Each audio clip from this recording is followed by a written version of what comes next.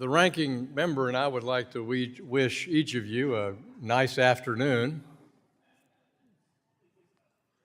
The committee will come to order. The chair will advise the audience that disruption of a congressional business is a violation of law and is a criminal offense. The chair also advises those in the audience that violations will not be tolerated and violators will be removed from the room and may be subject to arrest. The committee will come to order without objection. The chair is authorized to declare a recess of the committee at any time. A quorum being present, we will now proceed to today's business. Pursuant to notice, I call up H.R. 1900, the Bank Failure Prevention Act, introduced by the gentleman from Kentucky, Mr. Barr, the chair of the Subcommittee on Financial Institutions. The clerk will report the bill, which was distributed in advance. H.R. 1900, to specify when the record is complete on certain acquisition applications related to depository institution holding companies and for other purposes. Without objection, the bill is considered read and open to amendment at any point. The gentleman from Kentucky has an amendment in the nature of a substitute, copies of which have been distributed in advance. The clerk will report the amendment. An amendment in the nature of a substitute to H.R. 1900, offered by Mr. Barr of Kentucky, designated as Bar 047. Without objection, the amendment is considered read and will serve as base text for the purposes of amendment. The gentleman from Kentucky, Mr. Barr, is now recognized for 5 minutes to discuss his bill. Thank you, Mr. Chairman. I am proud to support H.R. 1900, the Bank Failure Prevention Act, and I want to thank my good friend, Mr. Fitzgerald from Wisconsin, for his partnership on this important legislation. This amendment in the nature of a substitute establishes a shot clock for federal regulators to act on bank merger applications, bringing much-needed efficiency, transparency, and accountability to a process that has become opaque and unreasonably slow. Timely merger decisions are essential to the health of our banking system. Mergers and acquisitions help community and regional banks grow into new markets, expand their services, and achieve the economies of scale necessary to compete in a modern financial marketplace, and provide lower cost and more innovative financial services and products. Regulatory indecision on merger applications impedes these beneficial outcomes. When responsibly executed, mergers don't stifle competition, they actually strengthen it. They help create more resilient institutions that can offer better services to more Americans, including small businesses and underserved communities. By enabling banks to achieve the scale and flexibility needed to invest in technology and infrastructure, these mergers ultimately benefit the customer. Unfortunately, the current review framework is broken. Regulatory delays drag on for far too long, causing unnecessary costs, uncertainty, and in many cases deterring transactions that would benefit consumers. And as we all know, failure to act swiftly can result in missed opportunities for both financial institutions and their customers. H.R. 1900 doesn't change the standards for approving mergers. It simply ensures regulators make a timely decision, giving applicants clarity and reducing wasteful delays. It's a common sense fix, and it's long overdue. What's more, this bill ensures that any delays are limited to only those cases that involve complex applications and that they are managed in a fair and transparent manner. This bill complements another bill of mine, the Promoting New Bank Formation Act, which I was proud to sponsor and this committee passed last month. I'd like to thank Mr. Lynch for his support of that bill and recognize his commitment to revitalizing community banking. The ability of smaller independent banks to form and grow is essential to a competitive and diverse financial sector. Together, these measures aim to restore balance and competitiveness and dynamism to our banking system, ensuring community institutions can thrive, innovate, and better serve the people who depend on them. It's important that we acknowledge the reality that our banking system is evolving and that we must continue to make legislative adjustments that promote both stability and dynamism, and recognize that the competitive landscape and the ecosystem for banking is different. It's not just that banks are competing with other banks, it's that banks are competing with a lot of non-bank financial technology and other firms and payment systems. In recent years, we've seen a steep decline in merger activity, largely due to the posture of the previous administration, which effectively shut down the process. That was not a policy of prudence. It was a policy of paralysis. By fostering an environment of regulatory uncertainty and unnecessary delays, The last administration inadvertently hampered the ability of financial institutions to adapt, innovate, and grow in an increasingly competitive global marketplace. While I'm encouraged that the FDIC and OCC rescinded restrictive merger policy statements and rules, that alone isn't enough. Congress must act to restore a fair, functional process consistent with the intent of the Bank Merger Act, which was to preserve competition, not block all consolidation. We must ensure that regulations are not used as a tool to stifle growth, but as a safeguard to ensure that any merger is in the public's best interest. This legislation does just that. It strikes the right balance between accountability and efficiency, ensuring that the review process remains robust and also responsive. By establishing clear timelines for regulatory decisions, it ensures a predictable, reliable process that banks, investors, and consumers can rely on. In addition, the bill emphasizes that decisions should be based on clear, documented criteria, preventing third parties from unduly influencing the process. This is crucial for ensuring that banks are judged fairly and that the process is not swayed by outside pressures that may not align with the interest of consumers. Finally, the bill is called the Bank Failure Prevention Act for a reason. Healthy mergers protect the Deposit Insurance Fund and allow strong banks to acquire weak banks that are at risk of failing. This bill prevents that and makes sure that healthy mergers protect the Deposit Insurance Fund. I urge my colleagues to support this bill and stand with us in promoting a banking system that is both competitive and innovative, with a regulatory framework that is efficient, fair, and transparent. Together, we can make sure that our financial institutions have the ability to grow, compete, and serve all Americans more effectively. Thank you, Mr. Chairman. I yield back. The gentleman yields back. Who seeks recognition? The ranking member of the full committee, Mrs. Waters, is recognized. I move to strike the last word. Gentleman's recognized for 5 minutes. Thank you very much. I strongly oppose H.R. 1900, which would further weaken an already lax merger and acquisition process, one that has led to banking deserts and the creation of banks that are too big to manage, ultimately harming consumers and undermining financial stability. Just last month, under Trump-era deregulatory policies, the Capital One Discover merger was approved, creating the 6th largest commercial bank and the largest credit card lender in the country, despite 6,132 public comments submitted to regulators raising serious concerns about competition and systemic risk. This bill would limit the Fed's ability to consider feedback from the public or affected stakeholders on proposed mergers. This is a dangerous rollback of critical safeguards designed to protect consumers. The bill would also impose an arbitrary 90-day deadline for regulators to approve or deny merger applications, even if those applications are incomplete or the merging parties have failed to provide requested information. This provision would handcuff regulators and prevent thorough evaluations. This deregulatory approach mirrors the Trump-era rollbacks that contributed to the 2023 regional bank failures by weakening oversight and enabling risky consolidation.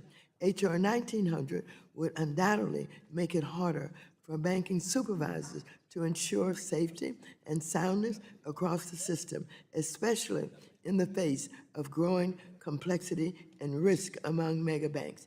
At its core, this is an anti-competitive bill. It would allow big banks to grow even larger, resulting in higher prices for consumers, fewer branches, reduced lending to small businesses, and the continued erosion of community banks. Instead of addressing the rubber stamping problem that we've seen in recent years, with nearly all bank merger applications being approved, this bill would accelerate that trend.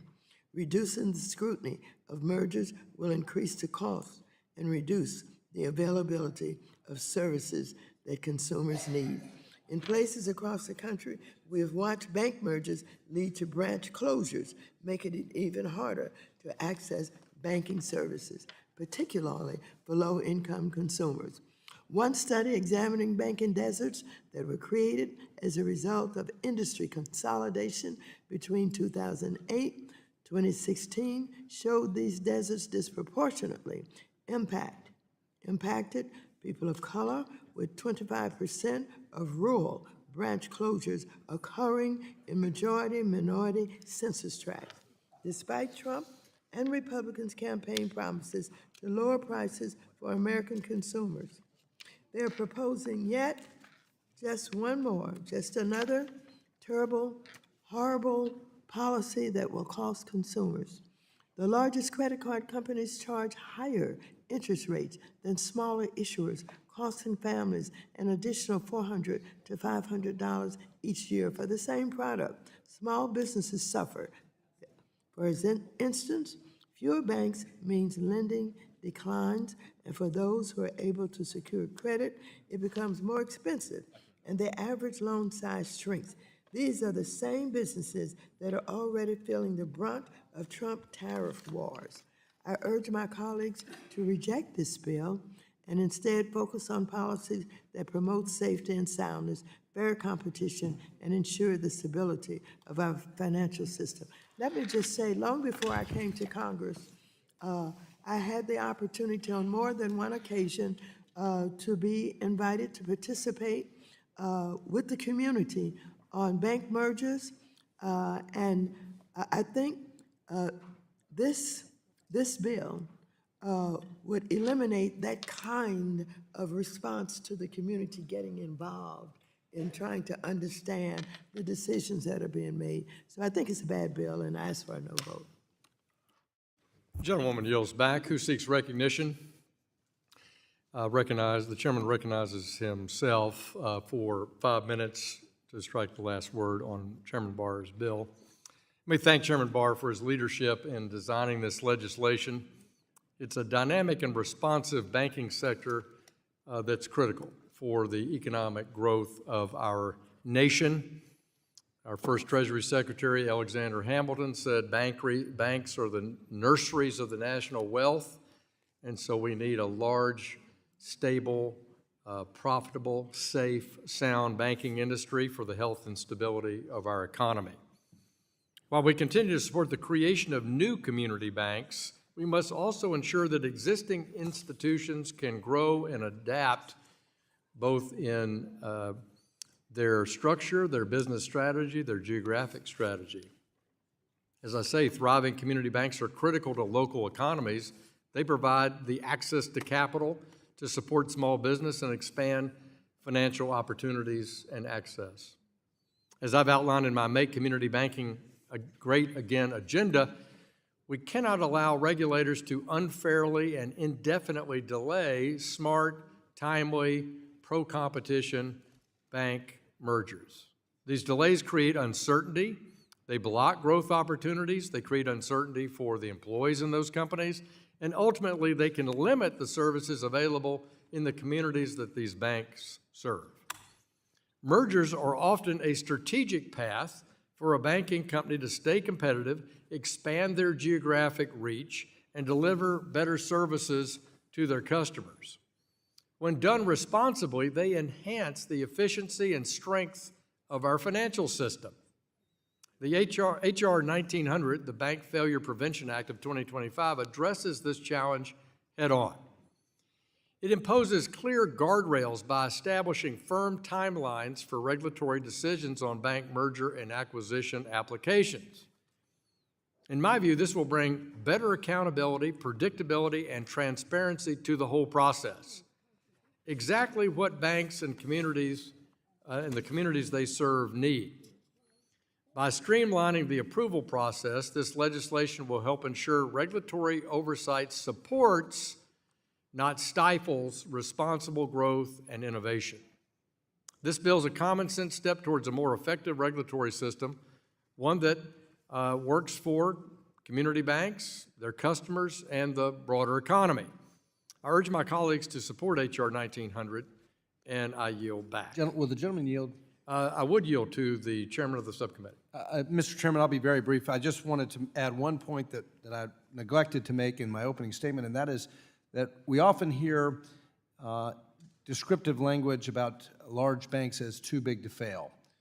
What we don't hear as much, but is a reality in the banking ecosystem today, is too small to survive. And what a lot of bankers mean when they say that is that because of the avalanche of regulatory compliance costs, and also because of technological demands, because the consumer is a discerning consumer right now, and there's a lot of competition from non-bank financial technology firms, and there's a ton of investment that is required by community banks and mid-sized banks to keep up and continue to attract depositors who want those kind of online and digital services, that in order to survive, scale, economies of scale, has become increasingly critical.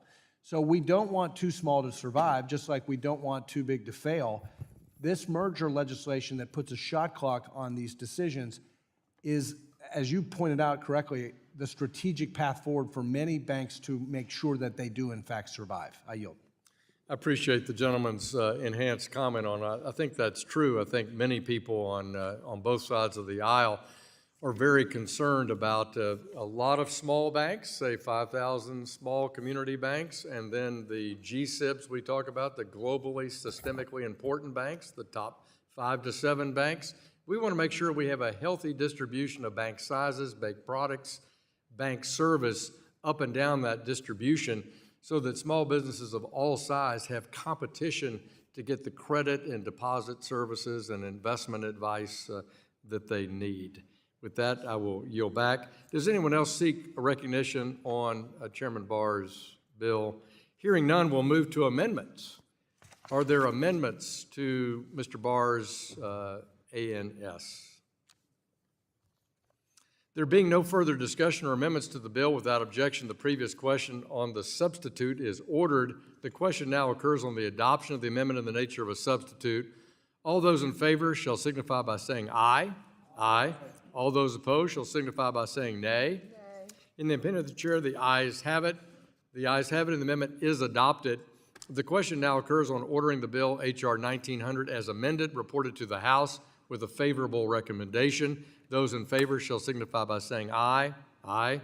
All those opposed shall signify by saying nay. In the opinion of the chair, the ayes have it. For what purpose does the gentleman from Kentucky seek recognition? Recorded vote. The gentleman from Kentucky asked for a recorded vote. All those in favor of recorded vote, please raise your hands. A sufficient number having raised their hands, a recorded vote is ordered. Pursuant to subsection C5 of Rule 3 of the committee rules, the vote on this question is postponed. We'll now turn to the next bill. Pursuant to notice, I call up H.R. 3380, taking account of institutions with low operation risk, the Taylor Act of 2025, introduced by the gentleman from Georgia, Mr. Loudermilk. Clerk will report the bill, excuse me, which was distributed in advance. H.R. 3380 to require the federal financial institutions regulatory agencies to take risk profiles and business models of institutions into account when taking regulatory actions and for other purposes. Without objection, the bill is considered read and open to amendment at any point. The gentleman from Georgia has an amendment in the nature of a substitute, copies of which were distributed in advance. The clerk will report the amendment. An amendment in the nature of a substitute to H.R. 3380 offered by Mr. Loudermilk of Georgia, designated as Louder 021. Well, without objection, the amendment is considered read and will serve as the base text for the purposes of the amendment. The gentleman from Georgia, Mr. Loudermilk, who's the vice chairman of our Financial Institutions Subcommittee, is now recognized for 5 minutes. Thank you, Mr. Chairman. I may say you look incredibly well for the marathon that I believe you just went through. And so hopefully we won't make this hearing quite as long. But thank you, Mr. Chairman, and I'd like to speak in support of my bill, H.R. 3380, the Taylor Act, not only because it is a good bill, but because I truly believe in the need to right-size federal regulation, especially for the small and mid-sized banks that it would most benefit. For too long, federal financial regulators have taken a one-size-fits-all approach to regulation, applying the same regulatory standards to small and mid-sized institutions as they would to large and well-resourced institutions.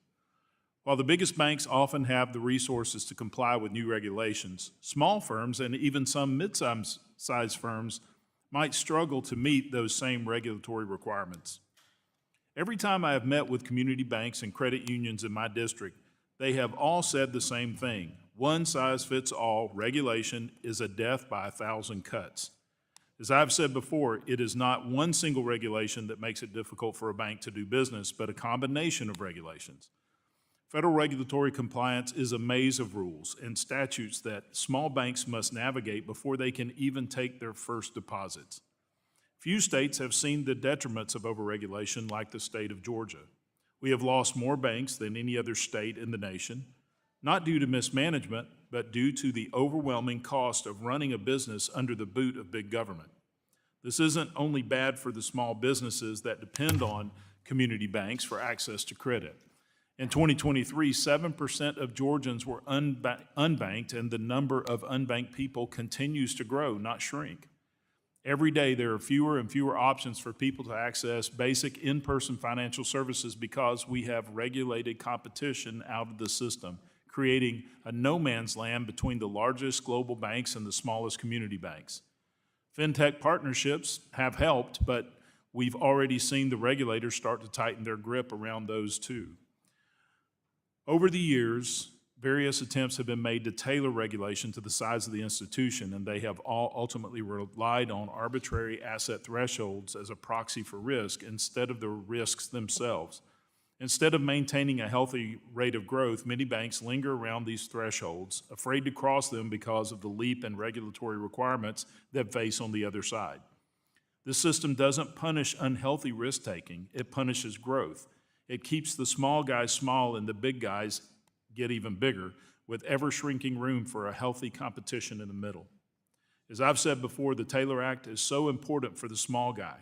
It is important because it requires all future regulations to be tailored to the risk of the regulated institution. It also looks back at regulations that haven't been right-sized in the past, and it requires the regulators to apply its tailoring requirements to those. It rewards institutions who adopt sound risk management practices with fewer regulations, and it punishes those who take an unhealthy amount of risk. I believe it's much more aligned with the goal of a safe and sound financial system without the constraints on growth that come with excess regulation. Over the years, I have either led or co-sponsored this bill, and critics on the other side of the aisle have accused us of giving banks free rein to write their own regulation. They couldn't be more wrong. The Taylor Act ask regulators to tailor their regulations to the risk of each type of firm that they regulate. If my colleagues across the aisle don't trust the regulators to use the powers they gave them, then you wonder why they empowered them in the first place. This is a common sense bill that simply protects the little guy in the banking industry, allowing them to grow if they want to without the fear of their business being snuffed out by big government. I urge my colleagues to support this bill, and I yield back. Gentleman yields back. Who seeks recognition? The ranking member of the full committee, Mrs. Waters, is recognized. I move to strike the last word. The gentlewoman is recognized for 5 minutes. I strongly oppose H.R. 3380, which is a dangerous, sweeping deregulatory measure that goes far beyond aiding community banks. It would severely undermine the ability of financial regulators and the CFPB to protect consumers and ensure a safe, sound financial system. The bill would also reduce reporting requirements for certain well-capitalized community banks and require a report on modernizing bank supervision. Rather than focusing on small institutions, this bill opens the door for wealthy mega banks to challenge virtually any regulation on the grounds that it wasn't specifically tailored to the company's unique risk profile or business model. Any one institution out of thousands could sue and block a rule, creating legal chaos and grinding the rulemaking process to a halt. The bill requires regulators to consider only costs, not benefits of regulations. That means agencies could be barred from acting in the public interest if protecting consumers or stabilizing the economy comes with a price tag for industry. The Dodd-Frank Act and other existing laws already require regulators to tailor rules based on risk. This bill is not about smarter regulation. It's about handcuffing regulators under the guise of tailoring at the expense of consumers and the safety and soundness of the financial system.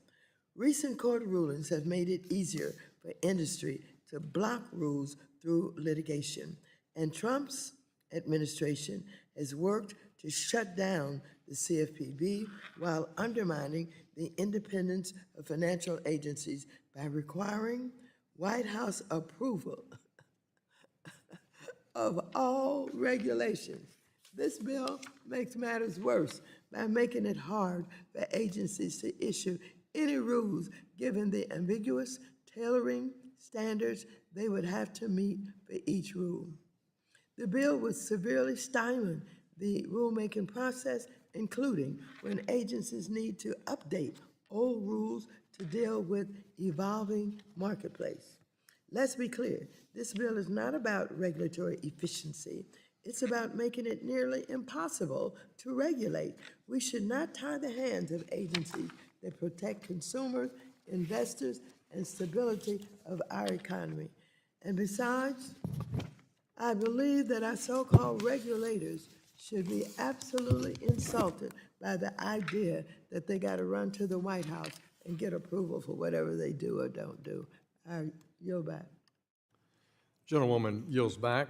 Mr. Barr, the chairman of the Subcommittee on Financial Institutions, recognized. Thank you, Mr. Chairman. I want to thank my friend from Georgia for his leadership on this important legislation. And we've heard this so often from members on both sides of the aisle that we all support community banks.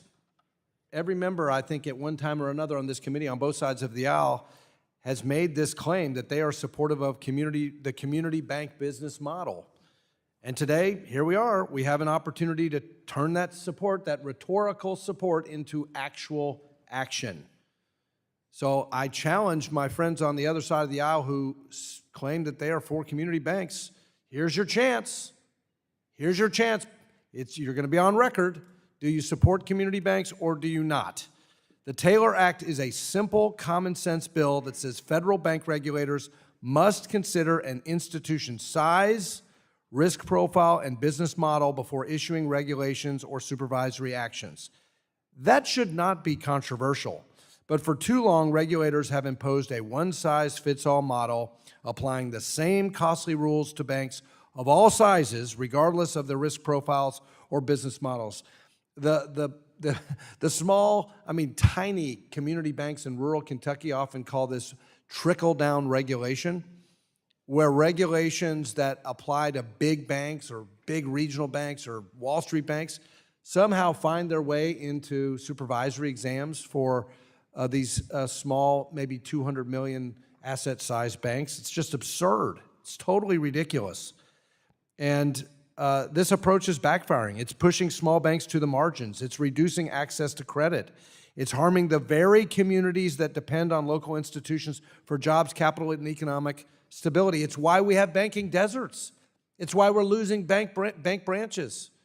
I commend and applaud the ranking member for highlighting this in our debate. We disagree on the bill yesterday, but she pointed out the need for more physical branches in rural and underserved areas. And by the way, not just in rural communities, also in urban communities. If we want to deal and address with this banking desert issue, if we want more physical branches, we've got to give relief to these community banks. A 2024 survey by the Conference of State Bank Supervisors found that regulation costs were tied with funding as the top external risk facing community banks, with 89% of banks calling them extremely or very important. The Taylor Act, introduced by my friend Mr. Loudermilk from Georgia, addresses this directly. It restores proportionality to our regulatory framework. It requires agencies to explain how they are tailoring regulations and to report those efforts to Congress. It also calls for a review of outdated rules and cuts unnecessary paperwork through streamlined call reports. This isn't about rolling back oversight. It's about smart oversight, calibrated to risk so that we don't punish low-risk, relationship-based banks with red tape designed for entirely different institutions. And I return to the point. too small to survive. That's the problem.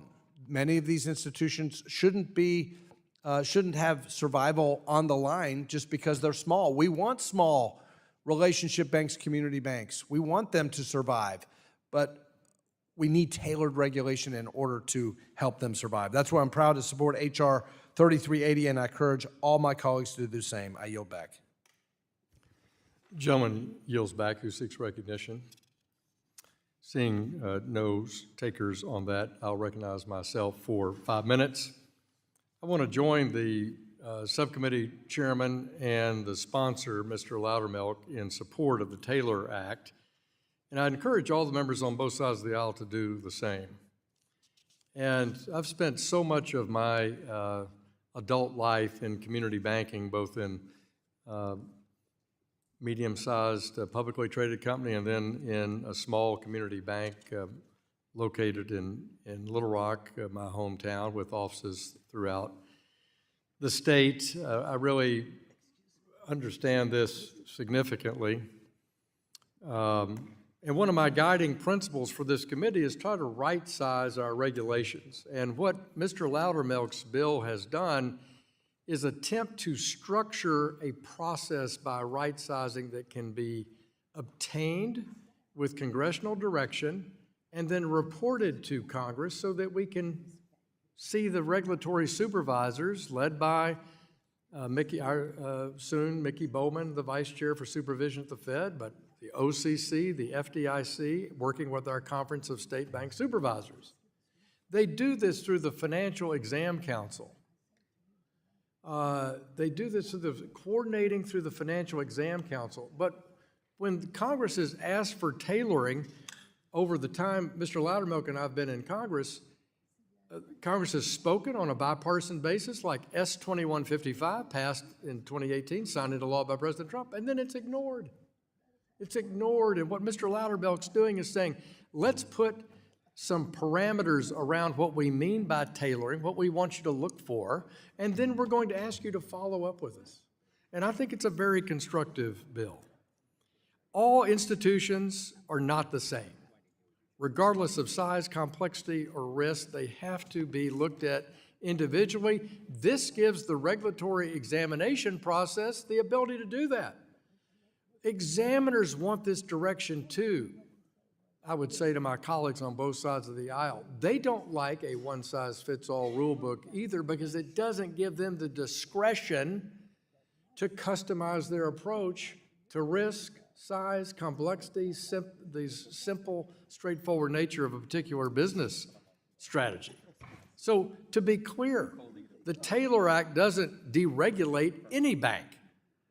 All federal regulators, supervisors, under Title X maintain all their authorities to preserve the safety and soundness of the system and full compliance with consumer protection. This bill simply requires that those tools be applied in a way that's proportionate to risk and complexity. Community banks do not pose a systemic risk to this nation. They didn't cause the financial crisis, and they shouldn't be treated that way. And since Dodd-Frank's implementation, that's happened in spades, and it has caused the exact problem that Chairman Barr outlined. The regulatory costs have risen and risen, raising the cost for the smallest institutions, making it very hard to attract capital to their own business model, to achieve a competitive return on equity in their own business model. And if you can't do that, it's hard to then serve your small businesses.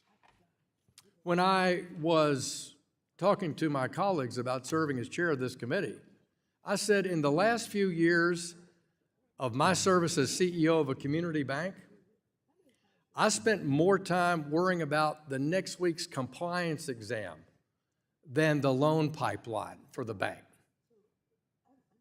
And we were a small company. And that's not right. And that's what Chairman Barr and Vice Chairman Loudermilk hear every day when they travel Kentucky, Georgia, and this country. They accept regulation. They want to run a safe and sound institution. They just want that to be commiserate with what they're doing in their companies. And so I congratulate my friend Mr. Loudermilk and Mr. Barr for their passion around this agenda that this committee has. It's past time we do more to tailor and support our robust community banking system across this nation. I yield back the balance of my time. Who seeks recognition? If we don't have anyone else seeking recognition, we will move into amendments. Are there amendments on Mr. Loudermilk's bill? Yes. The ranking member of the full committee is recognized.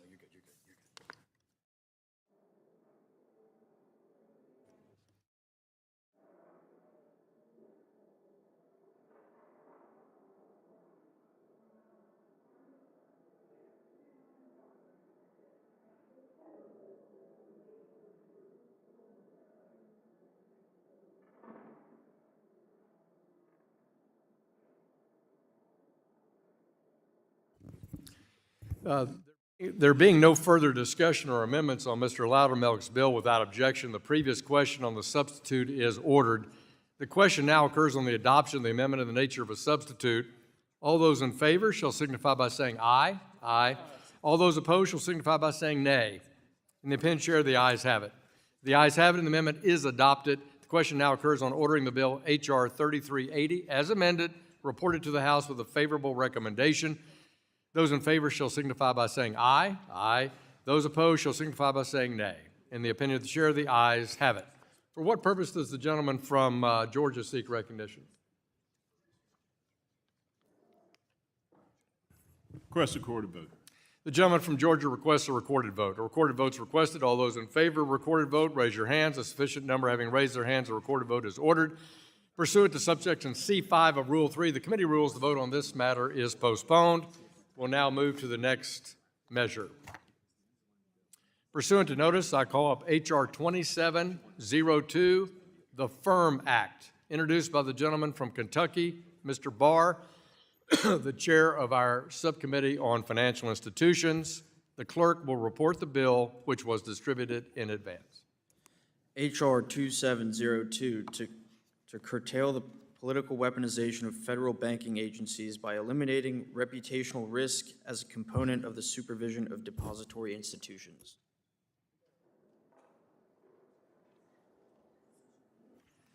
Without objection, the bill is considered read and open to amendment at any point. The gentleman from Kentucky has an amendment in the nature of a substitute, copies of which have been distributed in advance. Clerk will report the amendment. An amendment in the nature of a substitute to H.R. 2702, offered by Mr. Barr of Kentucky, designated as Bar 046.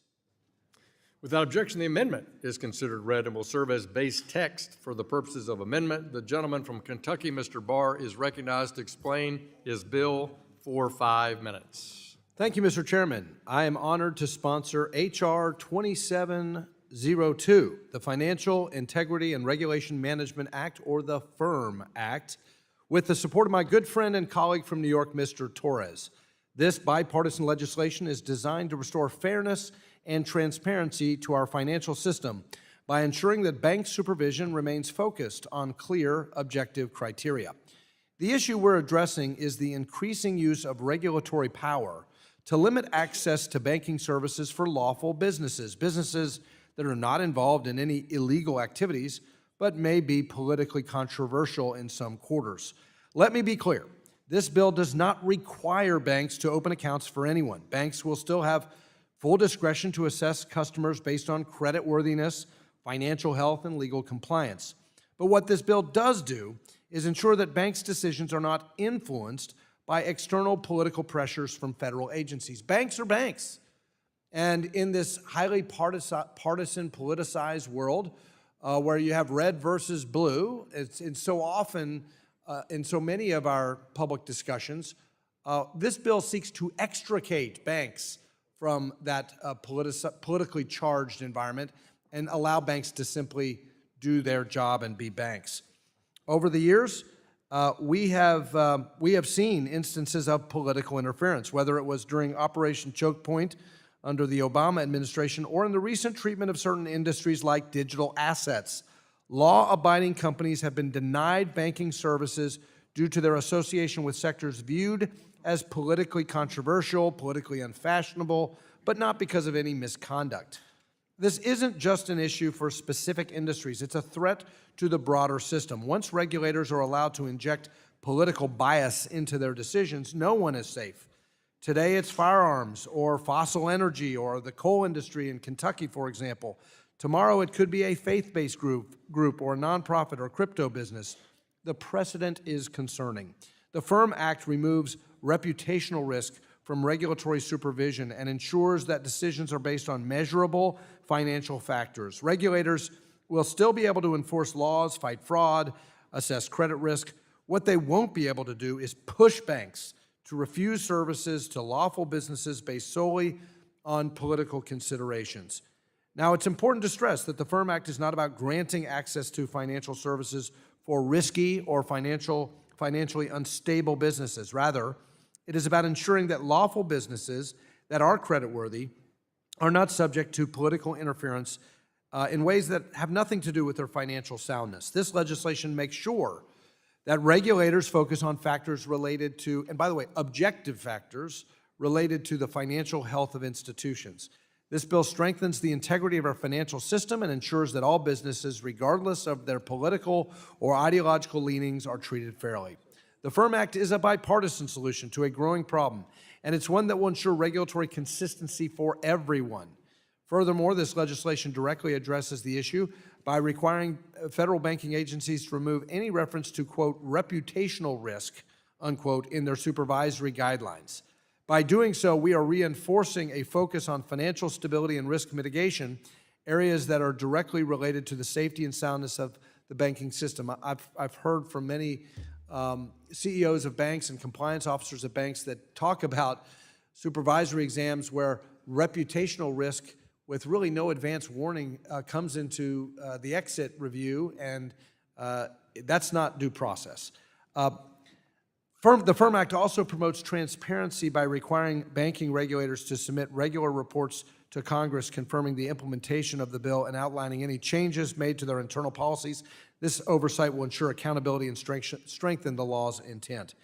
In the end, we must make it clear that regulatory power should be used to enforce the law, not to target individuals or industries based on ideology. A healthy financial system requires a level playing field where decisions are made based on facts, objective criteria, and not political agendas. When we allow political considerations to influence financial decisions, we undermine the principles that keep our system stable and fair. Banks should not be politicized. Banks are not the Democratic National Committee. Banks are not the Republican National Committee. Let's keep politics out of banking. I urge all of my colleagues to support H.R. 2702. It's time to restore fairness and transparency to our financial system and protect the rights of lawful businesses to access the services they need to grow and thrive. Thank you, Mr. Chairman. I yield back. Gentleman's time has expired. Gentleman yields back. Who seeks recognition? Gentleman from Pennsylvania? Oh, I'm sorry. Gentleman from New York, Mr. Torres. Thank you, Mr. Chair. I'm proud to partner with my friend, Congressman Andy Barr from Kentucky, in co-leading the Financial Integrity and Regulation Management Act, otherwise known as the FIRM Act.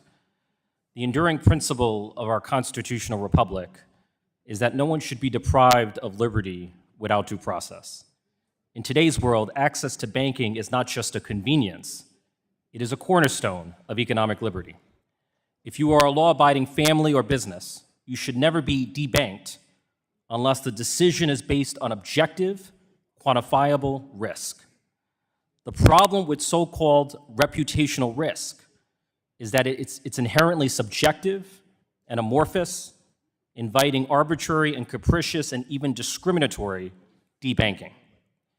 If you're a Democrat concerned about left-leaning organizations, a Republican regulator could target them under the guise of reputational risk. And if you're a Republican concerned about right-leaning organizations, a Democratic regulator could do the same. There should be a bipartisan, bicameral commitment to ensuring that access to the banking system never becomes a weapon of political warfare. Banking regulation is designed not to be a sword against our political enemies, but rather a shield for the safety and soundness of the overall financial system. One of the lessons learned from the early months of the Trump presidency is that Congress has passed too many laws ceding too much authority to the executive branch. Congress may be Article 1 on paper, but the president has become Article 1 in practice. The framers envisioned a system of congressional primacy, and the time has come to reclaim the power we have ceded. The FIRM Act is about returning power where it constitutionally belongs, to the people's elected representatives here in Congress. I yield back. The gentleman yields back. The gentleman from Pennsylvania. Mr. Chairman, I move to strike the last word. The gentleman's recognized for 5 minutes. Thank you, Mr. Chairman. I am in support of H.R. 2702, the Financial Integrity and Regulation Management Act, otherwise known as FIRM, introduced by our esteemed colleague, Mr. Barr, and do appreciate the support of Mr. Torres as well as a co-sponsor. Let us remind the committee that this FIRM Act is really a response to the debanking that has taken place over the last 4 years, and such debanking should not occur today or tomorrow. Industry and academics told this committee at our first oversight hearing how bank supervisors wield the catch-all label reputational risk to pressure institutions into cutting ties with entirely legal customers, from crypto firms to energy producers and firearm manufacturers and others that we may not even know of. They describe sudden account closures and pause letters driven by ideology, not by capital, liquidity, or anti-money laundering concerns. Reputational risk appears nowhere in U.S. law, yet it still lurks in many examination manuals, giving regulators a ready-made excuse to punish industries they do not like. That loophole was weaponized in Operation Choke Point and in other occurrences. H.R. 2702, which I am also co-sponsor, removes every reference to reputational risk from agency guidance and redirects examiners to the mission Congress actually set: safety, soundness, and compliance with the law. This codifies what President Trump's appointees at the FDIC, OCC, and Fed have already started, taking ideological debanking tools out of regulators' hands. Banks may still exit clients from real credit, liquidity, or illicit financial risks. They just can't be pressured by regulators for political purposes. Debanking by regulation threatens any lawful industry that falls out of political favor. Pulling this weapon from the supervisory toolbox is a first step towards restoring neutral, rules-based banking and ensuring every legal business gets a fair shot at banking services. I urge my colleagues to support the FIRM Act to codify the Trump administration's goals, and I yield back. Gentleman yields back. Who seeks recognition? The ranking member of the full committee, Ms. Waters, is recognized. I move to strike the last The word. gentlewoman's recognized for 5 minutes. I oppose H.R. 2702, which is a sweeping and consequential proposal that would, for the first time, direct federal regulators to completely ignore any kind of risk a bank must manage, in this case, reputational risk. By eliminating reputational risk as a component of the supervision of depository institutions, this legislation hamstrings regulators and injects challenges into long-standing bank supervision frameworks. While I understand that this legislation is attempting to address issues related to debanking, this bill would ultimately not prevent discrimination and improve access to financial services. For years, I've urged for improvements on debanking and have worked on legislation to improve both the evaluation and examination of banking risk. As a matter of fact, I'd like to point out that it has not only been a concern of mine about U.S. banks. I led a congressional delegation to Barbados on improving financial access in Caribbean nations. I insisted on the inclusion of a Treasury-led U.S. government-wide de-risking strategy in the Anti-Money Laundering Act of 2020 to combat the problem. It's why we codified the risk-based approach for the Bank Secrecy Act. However, this bill would likely raise unintended consequences. In fact, when former Treasury Assistant Secretary for Financial Institutions, Graham Still, testified before our committee this year. He stated, and I quote, "We have seen time and again that public perception and confidence and sound management affect the stability of banks and the entire banking system, from the failure of Riggs Bank in the 2000s to the global financial crisis to the failure of Silicon Valley Bank, Signature Bank, and Credit Suisse in 2023. The irony is that this bill cannot make the underlying risk go away. Instead, they just require banking agencies to ignore reality and experience, quote unquote. So for these reasons, I urge my colleagues to reject this bill, and I yield back the balance of my time. The gentlewoman yields back, who seeks recognition of the gentleman from North Carolina. Mr. Moore is recognized. Thank you, Mr. Chairman. I want to speak today in support of H.R. 2702, the Financial Integrity and Regulation Management Act, introduced by my colleague, Representative Andy Barr.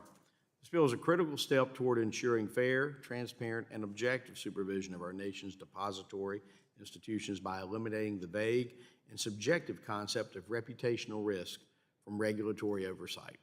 H.R. 2702 prevents regulators from using reputational risk as a factor in supervising banks.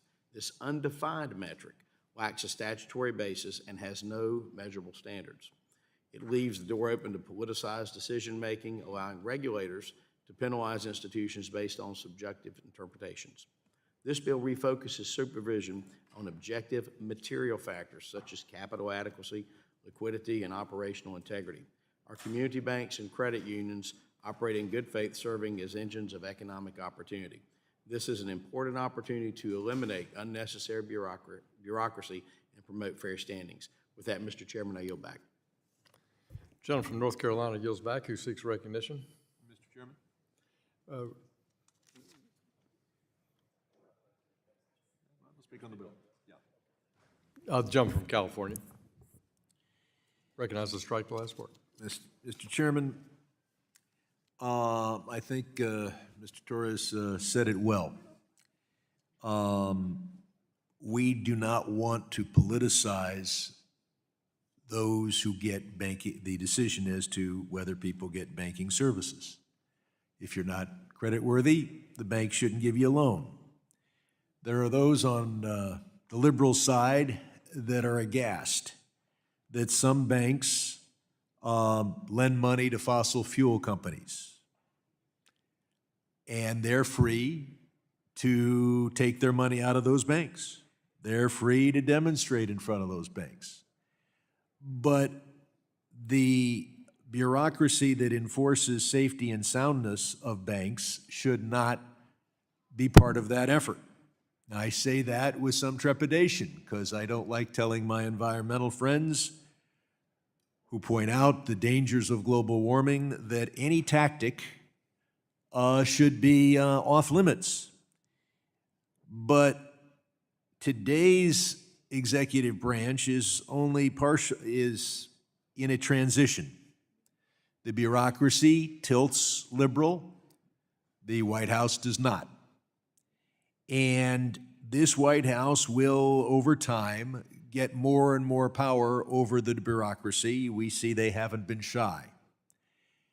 And today's Republican Party simply wants to say, well, let's make sure those liberals don't pressure banks into not doing business with this or with gun manufacturers or oil companies, and seems to settle for neutrality, and I'd embrace that. If the MAGA movement continues at its present direction, a year from now, the MAGA movement will say, why in the hell should the Democratic Socialists of America be able to get a bank account? Why should Planned Parenthood be able to get a bank account? Why should Sherman for Congress be able to get a bank account? So I believe that we should seize the day and lock in as much protection as we can against politically motivated bank regulation. That being said, I I'm not sure I like the exact text of this bill. And I'm also concerned that today we're dealing with 6 financial institutions bills, and it's my understanding that Democratic bills and even bipartisan bills are not being considered. And even if I support this bill's principles, I would hope that before we're voting on this bill, it's made clear which Democratic bills will be subject to markup at the next markup, because we can make progress and move forward in a bipartisan way. And Democrats have traditionally opposed this bill because Democrats have traditionally seen reputational risk as being the loss of reputation from being associated with oil companies and gun dealers. I don't think that those on our side of the aisle have yet anticipated what reputational risk would mean if you had bank regulators, all of whom were hired from Liberty University, and all of them were wearing MAGA pins to work. So I would accept the Republican offer that neither side should be in a position to politicize bank regulation. That doesn't mean that people aren't free to demonstrate in front of banks, pull their money out of banks. You don't like what the bank's doing, don't do business with the bank. But the regulators should be non-political. I hope very much that before we vote on this bill, there's an understanding that Democratic bills will be considered at the next markup. I will have an amendment on this bill, but I'll talk about that when it comes up. Gentleman yields back. Who seeks recognition? Let me recognize myself as chairman for 5 minutes to strike the last word. I do stand in support of H.R. 2702, the Financial Integrity and Regulation Management Act, or FIRM Act. It's a critical step towards ending, in my view, aspects of the politicization of bank supervision. I appreciate very much the work on this by Mr. Barr and other members who've engaged on it, and by the comments that Mr. Sherman made. I certainly want to associate myself with no bias in this process. As a bank CEO, I was interested in making a return on investment and serving our community, and I certainly didn't let my personal views engage in who did or did not receive a loan in the bank. And I think all banks should have the ability to make their own decisions about who they do business with based on their own strategy, geography, expertise, risk assessment. I always use the example of if a bank of Iowa has an excellent citizen in their town in Iowa come to the bank and say, I'd like to have a line of credit. I believe that the future is in oil and gas drilling, and I want a line of credit to do an oil and gas drilling partnership in Alaska. The bank in Iowa might say, well, that's a tremendous opportunity, and you have a remarkable financial statement, and we wish you very, very well, but we have no expertise in this bank on oil and gas drilling. But we'd be happy to work with you to try to find a bank in Texas or Colorado or California or Alaska that have that expertise and refer you to them. So this is not debanking this person. This is simply saying our company doesn't have the expertise to assess that risk. But as Treasury Secretary Bessent said recently in a speech to the American Bankers Association, he thinks too much focus is on the management rating in banks and this idea of reputational risk, and it's diverting from the core financial analysis of core financial risk to the banking system, and I share that. So I appreciate Congressman Torres working with Chairman Barr on this.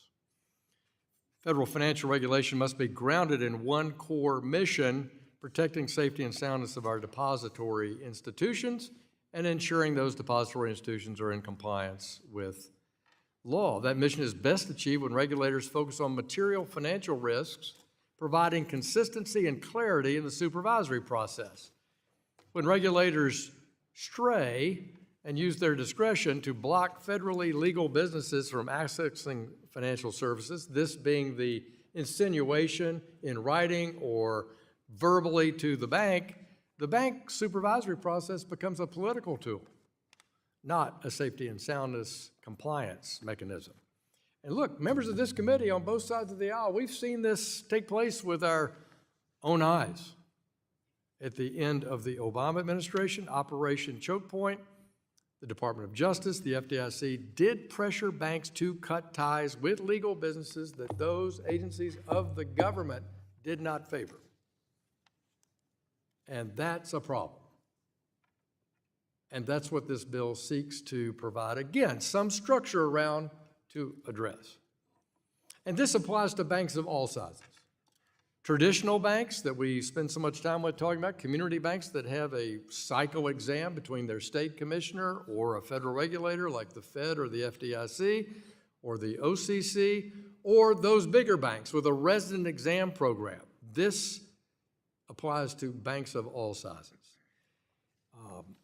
So this bill prohibits the use of reputational risk and supervision. Regulators can still assess real financial operational risk, but not have a non-safety and soundness, non-compliance motive, but instead some sort of a political agenda.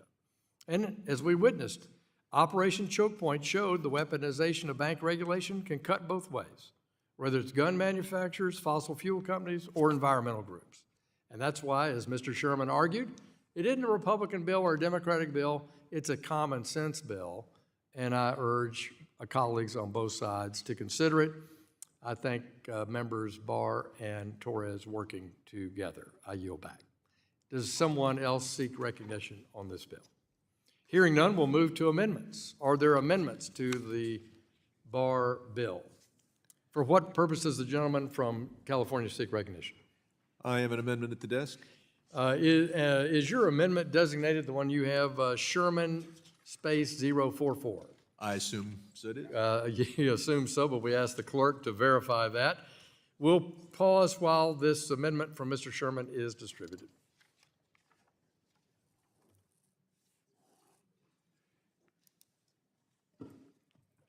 Does the gentleman from Kentucky reserve a point of order? I reserve a point of order. I thank the gentleman. We'll pause for the distribution.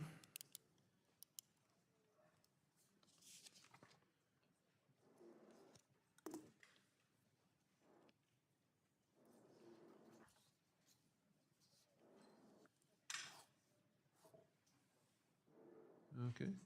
Mr. Chairman, can I proceed?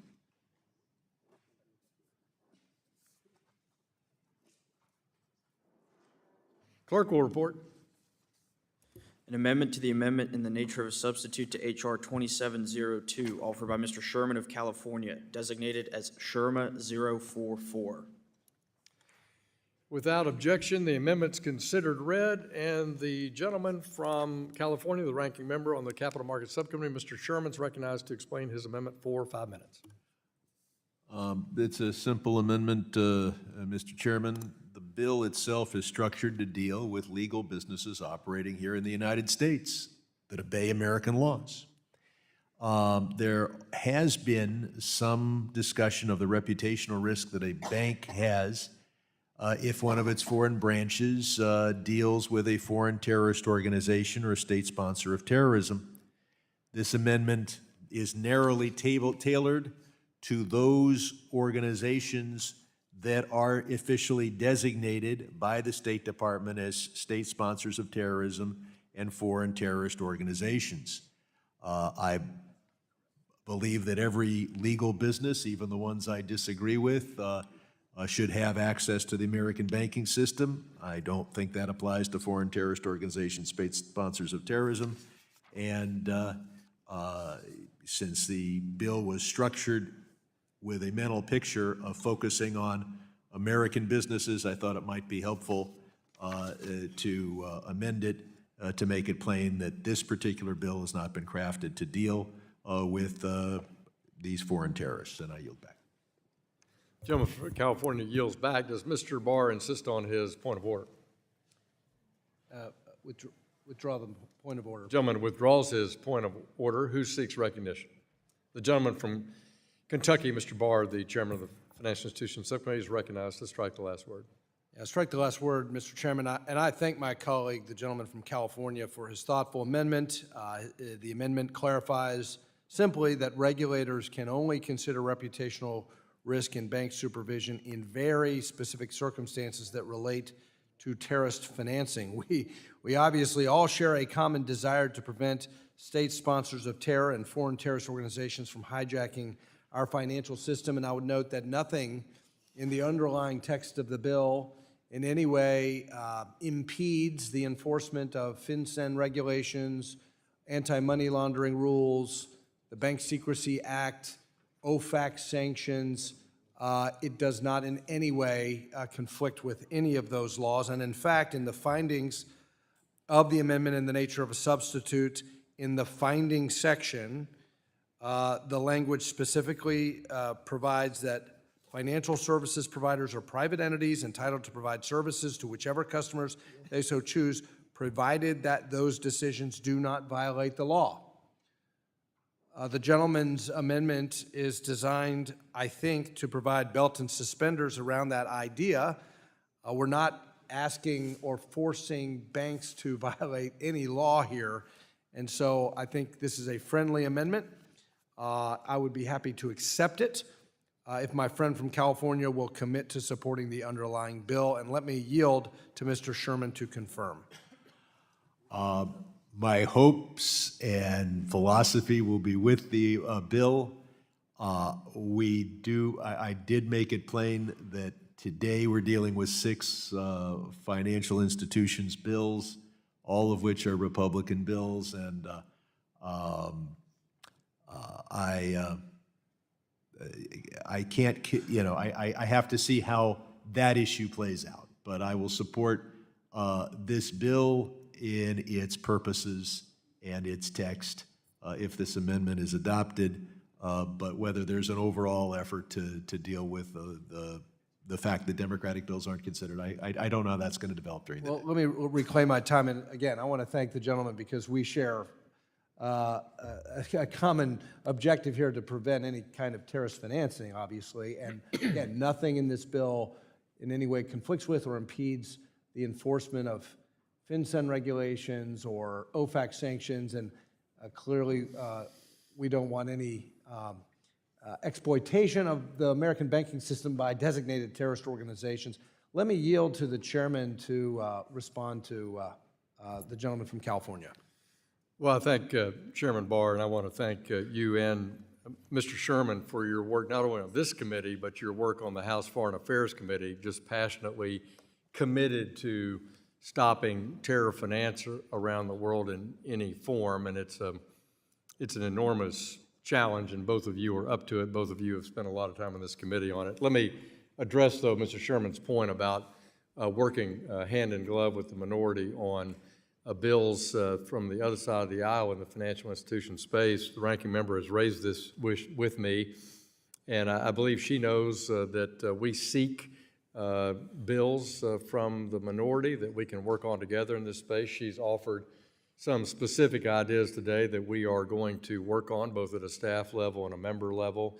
I know she appreciates, Mr. Sherman, you raising that issue to make sure that we work hard to have ideas reflective of the points of view on both sides of the aisle and find consensus where we can, which is obviously the real goal. So anyway, with that, I do want to tell you that we are working, committing resources to that, and I thank the gentleman for your constructive amendment. I too support the Sherman amendment. Let me yield back to Chairman Barr. Thank you, Mr. Chairman, and with Mr. Sherman's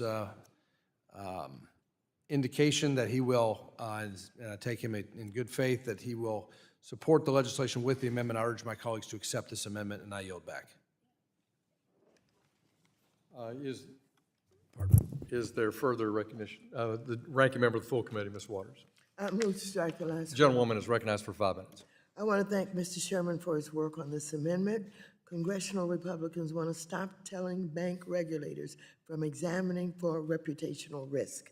This amendment would allow banking regulators to continue considering reputational risk when banks finance terrorist organizations.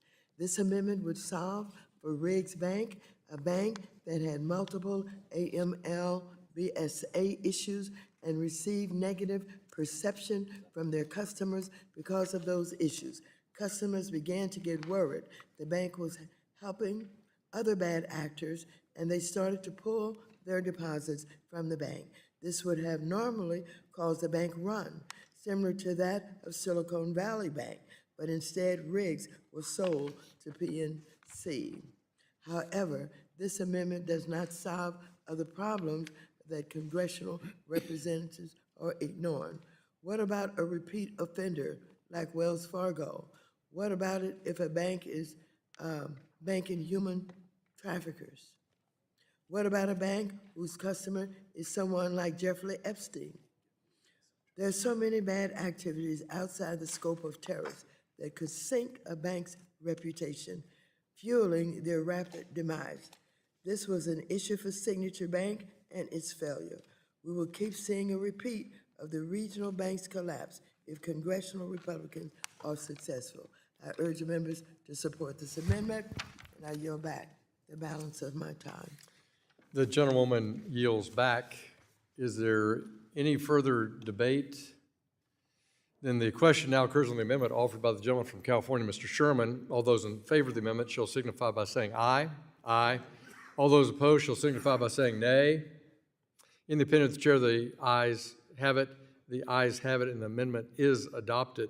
Are there further amendments to the bar amendment in the nature of a substitute?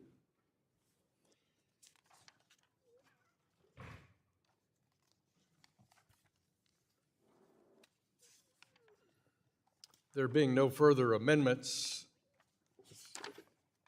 when there be no further amendments or discussion on the bill, without objection, the previous question on the substitute is ordered. The question now occurs on the adoption of the amendment in the nature of a substitute offered by the gentleman from Kentucky. All those in favor shall signify by saying aye. Aye. All those opposed shall signify by saying nay.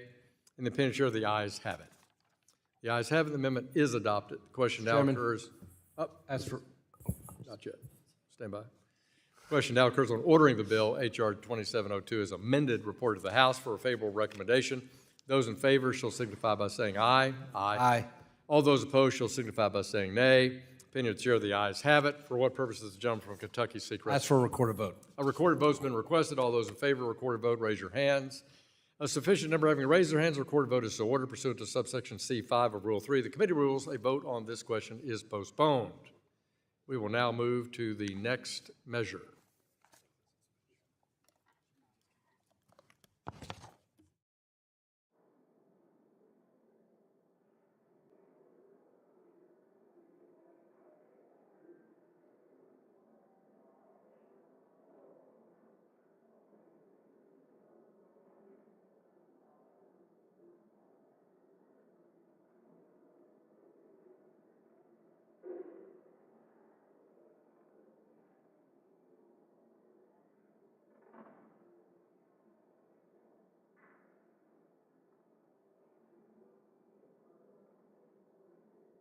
Pursuant to notice, I call up H.R. 3379, the Halting Uncertain Methods and Practices in Supervision Act of 2025, or the HUMPS Act of 2025, introduced by the gentleman from Wisconsin, Mr. Fitzgerald. The clerk will report the bill, which was distributed in advance.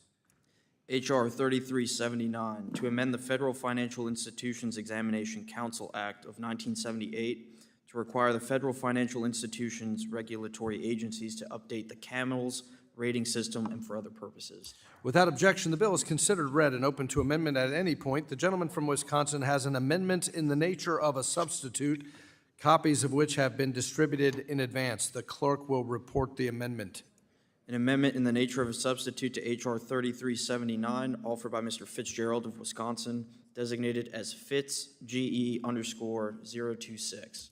Without objection, the amendment is considered read and will serve as base text for purposes of amendment. The gentleman from Wisconsin, Mr. Fitzgerald, is recognized for 5 minutes. Thank you, Chairman. Well, it's Wednesday. Happy Humps Day, everybody. Thank you, Mr. Chairman. I am proud to speak in support of my bill, H.R. 3379, the Halting Uncertain Methods and Practices in Supervision Act, or the HUMPS Act. This bill addresses a longstanding problem, the over-reliance on subjective judgment and how bank regulators rate financial institutions under the CAMELS system. The CAMELS system is a framework used by banking authorities to assess the overall health and stability of financial institutions. It evaluates 6 key factors represented by its acronym: capital adequacy, asset quality, management, earnings, liquidity, and sensitivity to market risk. Right now, there are no uniform standards for how examiners assess these categories. That's a problem. 2 similar banks in 2 different regions can get very different ratings based purely on examiner discretion. In particular, the management component of CAMELS is often used as a subjective tool to justify lower composite scores. These downgrades can lead to detriment for banks, blocking a bank's merger application, increasing their deposit insurance premiums, or even triggering enforcement actions. The subjectivity of the current system opens the door to debanking, where regulators pressure banks to cut off lawful customers based on politics or ideology. Specifically, the HUMPS Act directs the Federal Financial Institutions Examining Council to establish objective, measurable criteria for each CAMELS component, including transparency on how those scores feed into the overall composite rating. The bill gives the FFIEC 2 options on the management component: either eliminate it or revise it to focus strictly on tangible governance and risk controls, not personalities or vague impressions. Additionally, the bill requires the banking agencies to conduct a full public notice and comment rulemaking process to implement those changes within 12 months. We have heard from bankers across the country who feel blindsided by their exams. They do everything by the book, but walk away with a poor CAMELS score and no clear explanation. This bill ensures the bank supervision is predictable, transparent, and fair, especially for smaller and mid-sized institutions that lack the resources to push back. I urge my colleagues to support the HUMPS Act so we can bring some much-needed clarity and accountability to the CAMELS process. Thank you, and I yield back. The gentleman yields back. Does anyone seek recognition? The ranking member is recognized. I move to strike the last word. The gentlelady is recognized. I strongly oppose H.R. 3379, which would weaken the ability of federal banking regulators to conduct comprehensive risk-based supervision by eliminating or limiting the management component of the CAMELS rating system. CAMELS is an essential tool used to access the safety and soundness of banks by providing ratings to depository institutions for capital adequacy, asset quality, management, earnings, liquidity, and sensitivity to market risk. The failure of Silicon Bank in 2023 underscored the importance of strong management oversight. GAO and the Federal Reserve's own reviews found that supervisory concerns about Silicon Valley Bank's mismanagement were not escalated quickly enough. If this bill had been law, it would have made it virtually impossible for regulators to flag and respond to those management failures in time. The bill removes consideration of management quality from key provisions of the Bank Holding Company Act, which regulators use to evaluate mergers and expansions. This change would allow poorly CAMELS ratings or substantive scores that reflect both quantitative data and qualitative assessments. By sidelining the management component, this bill allows banks to appear financially sound on paper while concealing deeper leadership and governance issues that often lead to failure. Examiners rely on the management rating to capture and respond to a wide range of supervisory concerns, including issues of ethics, internal controls, and compliance culture. This bill would tie their hands and limit their ability to intervene when bank leadership is falling short. This legislation is a response to complaints from large banks that dislike the subjectivity of management ratings.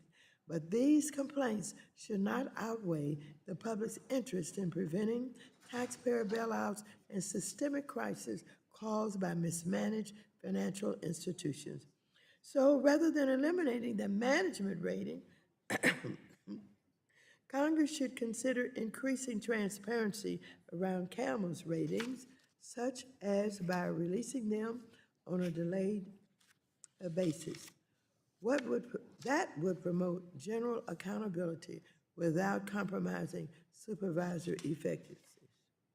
So I urge my colleagues to reject legislation that would not want the management of banks to be scrutinized in any shape or form, and particularly with CAMEL's scrutiny that is done in helping banks to understand one of the key issues in banking, and that is management.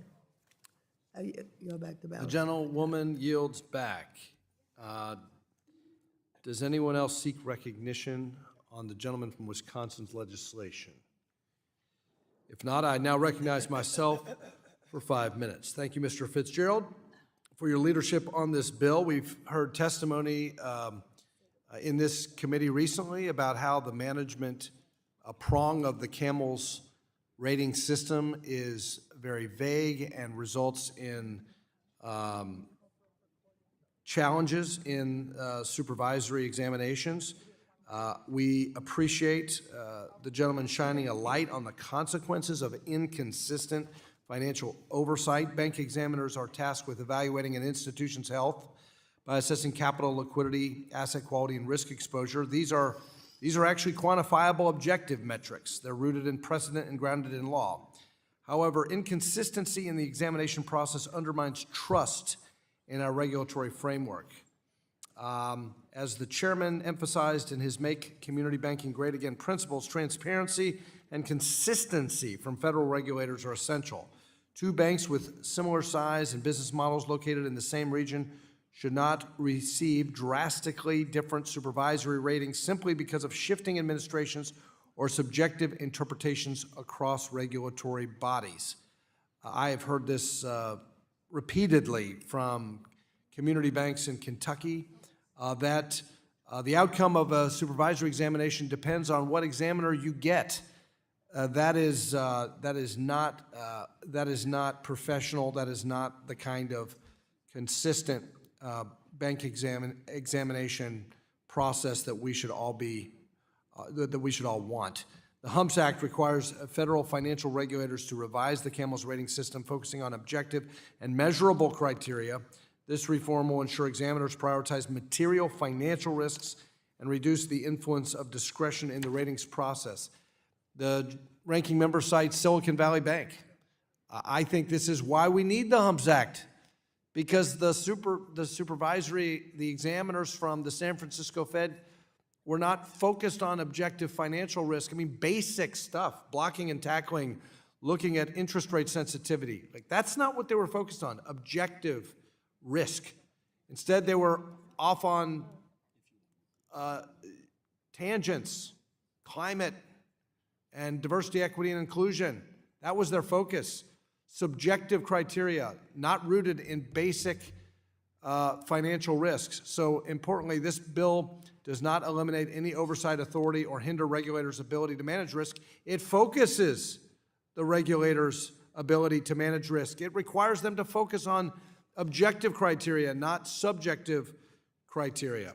And it strengthens their ability to focus on what they do best, ensuring safety and soundness. I'm proud to support this thoughtful legislation, urge my colleagues to do the same. And yes, let's take the case of Silicon Valley Bank seriously as a supervisory failure. Not a regulatory failure, a supervisory failure, because there was not focus on financial risk. And that's precisely why we need the HUMPS Act. I yield back. Does anyone else seek recognition? Hearing none, we will move on to amendments. Are there any amendments the gentlelady from California. The ranking member is recognized. For what purpose does the gentlewoman from I California? have an amendment at the desk. Is your amendment designated as HR 337915? 3379 bad actors? Yes, it is. What, the number? 15. 15. Yes. We will pause while the amendment is distributed. Mr. Chairman.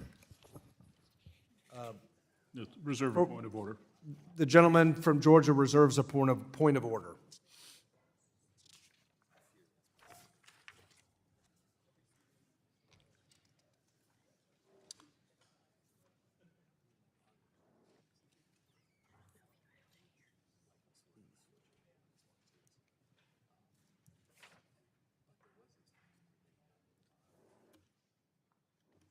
The clerk will report the amendment. An amendment to the amendment in the nature of a substitute to H.R. 3379, offered by Ms. Waters of California, designated as H.R. 337915.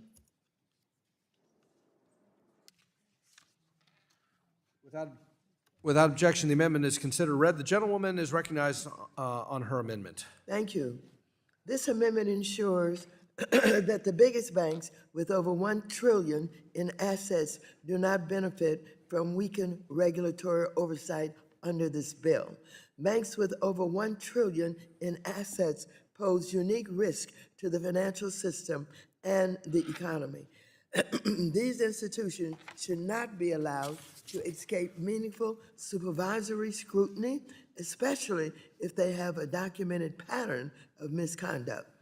This amendment also ensures banks with a recent history of harming consumers or breaking the law are exempt from the Republicans' deregulatory bill. If a bank has harmed over 1 million, if a big bank has harmed over 1 million consumers, it should not be shielded from having its management assessed through the Campbell's framework. The Republicans' bill, as written, would allow even the worst behaving mega banks to escape accountability for poor governance or management failures. This amendment corrects that by holding the largest, most problematic banks to a higher standard. This amendment draws a clear line that if a big bank has broken the law or harmed consumers on a massive scale, that they should be viewed differently, and it cannot expect Congress to weaken regulatory oversight in its favor. Harm to over 1 million consumers should never be forgotten or erased by the passage of time. This amendment ensures that banks remain accountable for the full extent of their misconduct, regardless of when it occurred.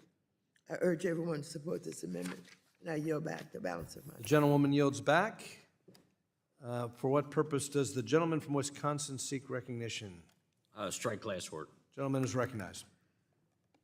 Chairman, I mean, the problem with the ranking member's amendment is that the figures used clearly are arbitrary, and the common sense bill kind of asks for banking regulators to revise Camel's rating system. So that should be from the smallest of banks all the way to the top, and forcing even these largest banks to be somewhat subjected to these assessments. It still prevents them from serving the customers in a fundamental way. So I'm not sure exactly what the ranking member's getting at, but I would urge members to vote no on it. Will the gentleman yield? I do yield. I appreciate the gentleman from Wisconsin. You know, I just want to make one point. You know, I can see that there may be, out of the 4,500 banks in America, their management comes in all shapes and sizes, and there may be cases where we have substandard management in some banks. I would argue that the checks in place, the rigorous scrutiny that goes into a board of directors and sophisticated shareholders selecting who will lead the most complex, large, sophisticated, globally systemic banks in the world, that only the most talented bankers on planet Earth would even get near applying or even having the opportunity to apply for that kind of a job. Of all the institutions, management is probably not the issue with those larger banks. But again, the real point is that these are not objective criteria. So I yield back. And I yield back. Gentleman yields back. Does the gentleman from Georgia insist on his point of order? I withdraw my point of order. Gentleman withdraws his point of order. Is there further debate on the amendment? Seeing no further debate on the amendment, the question now occurs on the amendment offered by the gentlewoman from California, Mrs. Waters. All those in favor of the amendment shall signify by saying aye. Aye. All those opposed shall signify by saying nay. Nay. In the opinion of the chair, the nays have it. The nays have it, and the amendment. A recorded vote is requested. All those in favor of a recorded vote, raise your hand. A sufficient number having raised their hand, a recorded vote is ordered pursuant to subsection C5 of Rule 3 of the committee rules. Further proceedings on the amendment is postponed. Are there further amendments? There being no further amendments, when proceedings resume on the postponed amendments without objection, the previous question will be considered, ordered on the substitute. Pursuant to the previous order, the chair declares the committee in recess. Subject to the call of the chair, we will reconvene at 1:30. Thank you. The committee stands in recess.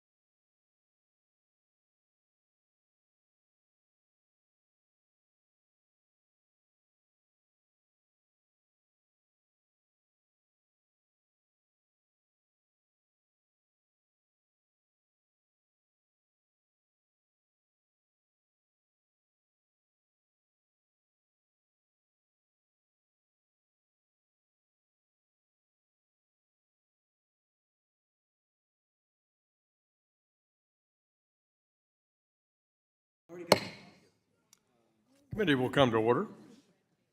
Pursuant to the notice, I call up H.R. 3230, the Financial Institution Regulatory Tailoring Enhancement Act, introduced by the gentleman from Kentucky, Mr. Barr, the chair of our Financial Institutions Subcommittee.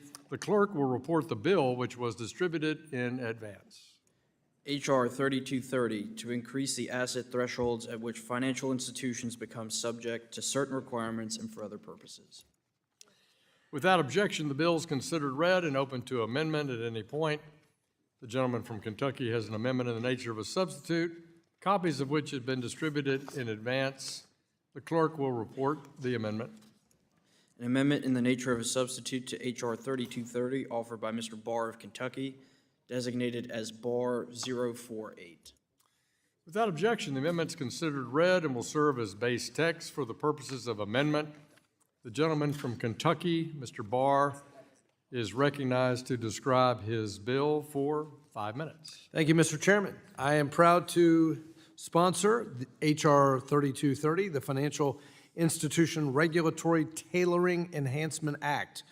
Once again, this Congress, this straightforward bipartisan bill modernizes outdated statutory thresholds that have imposed unnecessary and disproportionate burdens on smaller, lower-risk financial institutions. Let me be clear. This bill is not about rolling back regulations. It's about ensuring that our regulatory framework is smart and appropriately tailored to reflect the actual size, complexity, and risk profile of today's institutions, not those of 15 years ago. Throughout this year, we've held several hearings with community banks, credit unions, and regional institutions. One concern came through loud and clear: the $10 billion asset threshold. Crossing that line doesn't just increase supervision, it activates a costly web of compliance obligations, stress testing, and exam frequency that small institutions are often not prepared to absorb. In fact, some are intentionally limiting their growth, deliberately staying below the threshold, not due to credit or operational risk, but because of the sheer cost and complexity tied to an arbitrary line in statute. One credit union executive in California told the committee that even while still under $10 billion, they've already started diverting staff and resources away from customer service and loan programs to prepare for the inevitable regulatory burden. That's not promoting safety and soundness. That's wasting resources that could be used serving members and growing communities. And that has very real consequences at the local level. When a small financial institution pulls back on growth, it's not just a business decision, it's a ripple effect felt across communities. It means fewer small business loans, reduced funding for local housing and infrastructure, and fewer financial services for working families. In rural and underserved areas, where these banks and credit unions are often the only financial presence, it can even lead to closures or consolidation. The $10 billion threshold was established during the Dodd-Frank Act in 2010, but even then, it wasn't based on any empirical risk analysis. It was a policy shortcut. And after 15 years of inflation, economic growth, and consolidation, that figure is badly outdated. That's why my bill raises the threshold to $50 billion for several key regulations, ensuring that only those institutions truly large and complex enough to warrant enhanced scrutiny are now treated accordingly, while smaller banks to grow, innovate, and compete without being penalized for their success. Let me emphasize, nothing in this legislation diminishes the regulator's ability to supervise for safety, soundness, or consumer protection. Agencies still retain every tool they need to monitor risk and ensure stability in the financial system. This is not a novel approach. In 2018, Congress passed S. 2155 with bipartisan support to better align oversight with risk. H.R. 3230 builds on that success by updating another set of outdated thresholds that are undermining the ability of community-based institutions to serve Main Street, from farmers and families to small businesses and working Americans. We should all want a regulatory system that's strong, transparent, and fair. That means ensuring large institutions are held appropriately to high standards, but also making sure small, low-risk lenders aren't buried under compliance regimes that they were never designed for. This is not just about easing the regulatory burden on banks and credit unions. This is about ensuring that our regulatory system serves communities, promotes innovation, and helps local economies grow. It's time to modernize outdated thresholds and put an end to the one-size-fits-all regulatory approach. Let's also make sure that we don't create an incentive for institutions that are at the $9 billion or above range, but just below that threshold, have to grow very, very rapidly in order to absorb the new compliance obligations imposed on them for tripping that $10 billion threshold. That leads to mistakes. That leads to growth that some of these institutions are not prepared for.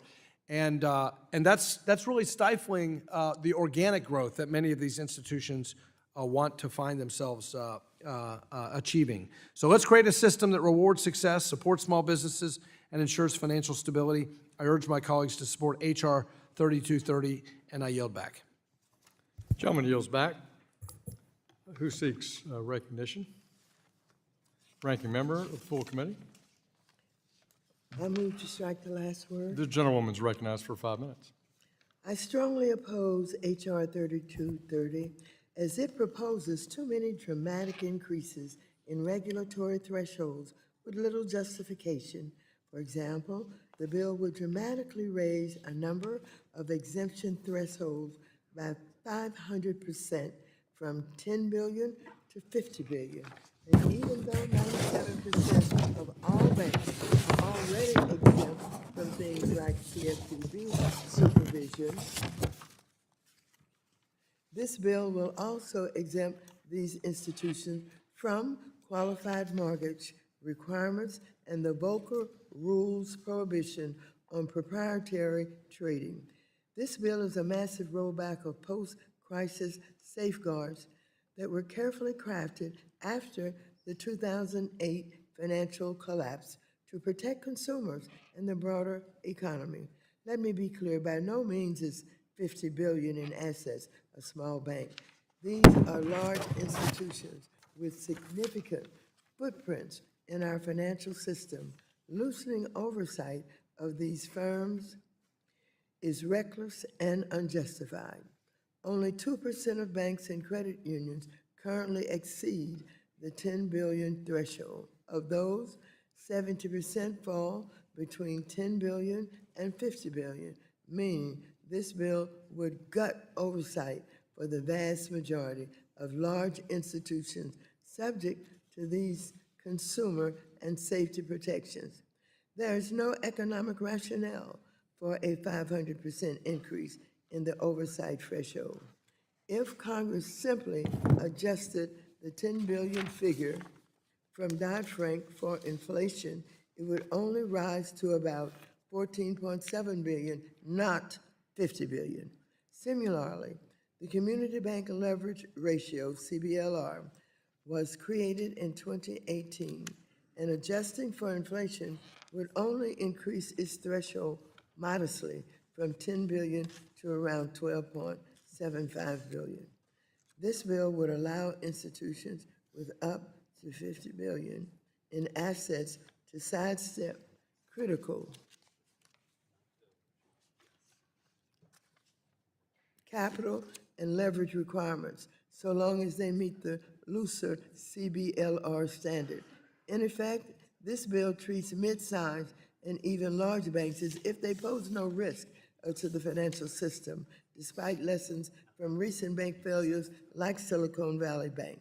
We should be raising the fear for regulatory oversight, not lowering it, particularly for institutions with billions in assets and national reach. The American people expect us to remember the hard lessons of 2008 and 2023. This bill moves us backward and exposes consumers and taxpayers to unnecessary risk. So I urge my colleagues to reject this bill, and I yield back.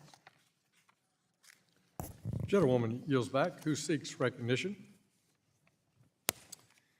Seeing no additional speakers, the chair will recognize himself to strike the last word. I'm pleased to support Mr. Barr's bill, H.R. 3230, Financial Institutions Regulatory Tailoring Enhancement Act.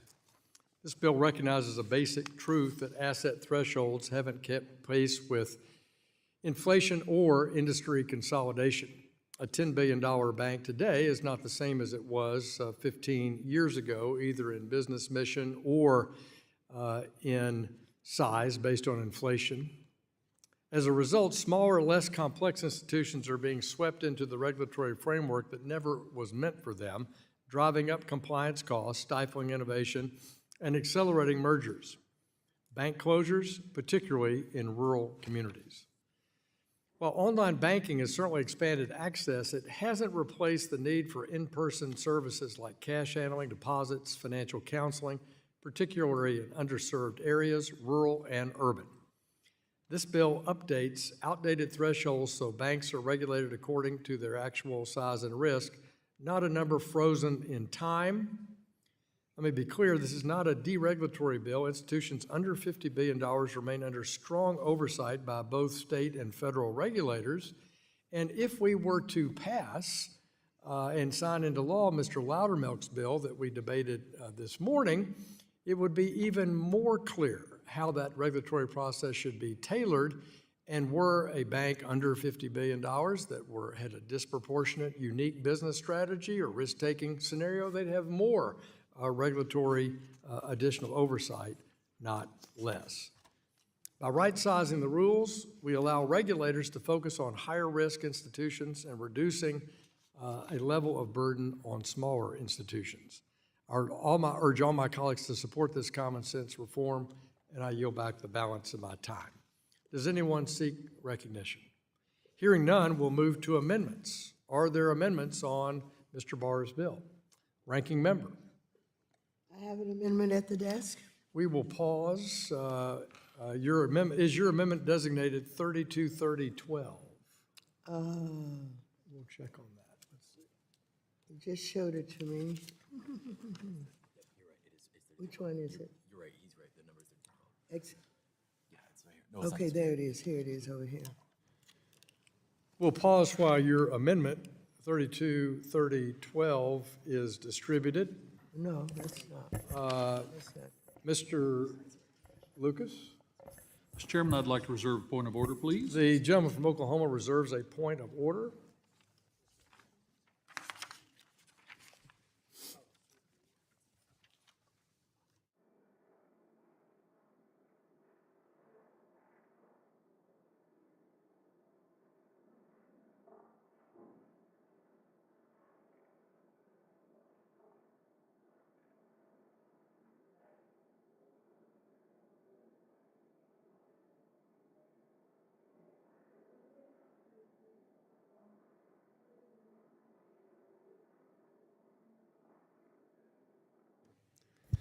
Clerk will report the amendment. An amendment to the amendment in the nature of a substitute to H.R. 3230 offered by Ms. Waters of California, designated as H.R. 323012. Without objection, the amendment is considered read. The ranking member of the full committee, Ms. Waters, is recognized to explain her amendment. Chairman, at a time when the Trump administration and Republicans are trying to shut down the Consumer Financial Protection Bureau, they have this bill to modify who is subject to its supervision. However, no one is currently doing supervision at the CFPB, and hardly anyone would going forward if Republicans are successful to slash the CFPB's budget by 70%. Moreover, it is actually the community banks and credit unions that are harmed when the CFPB doesn't do its job in supervising the largest banks for consumer compliance. That has created an unlevel playing field while their primary banking regulator still supervises them for consumer compliance.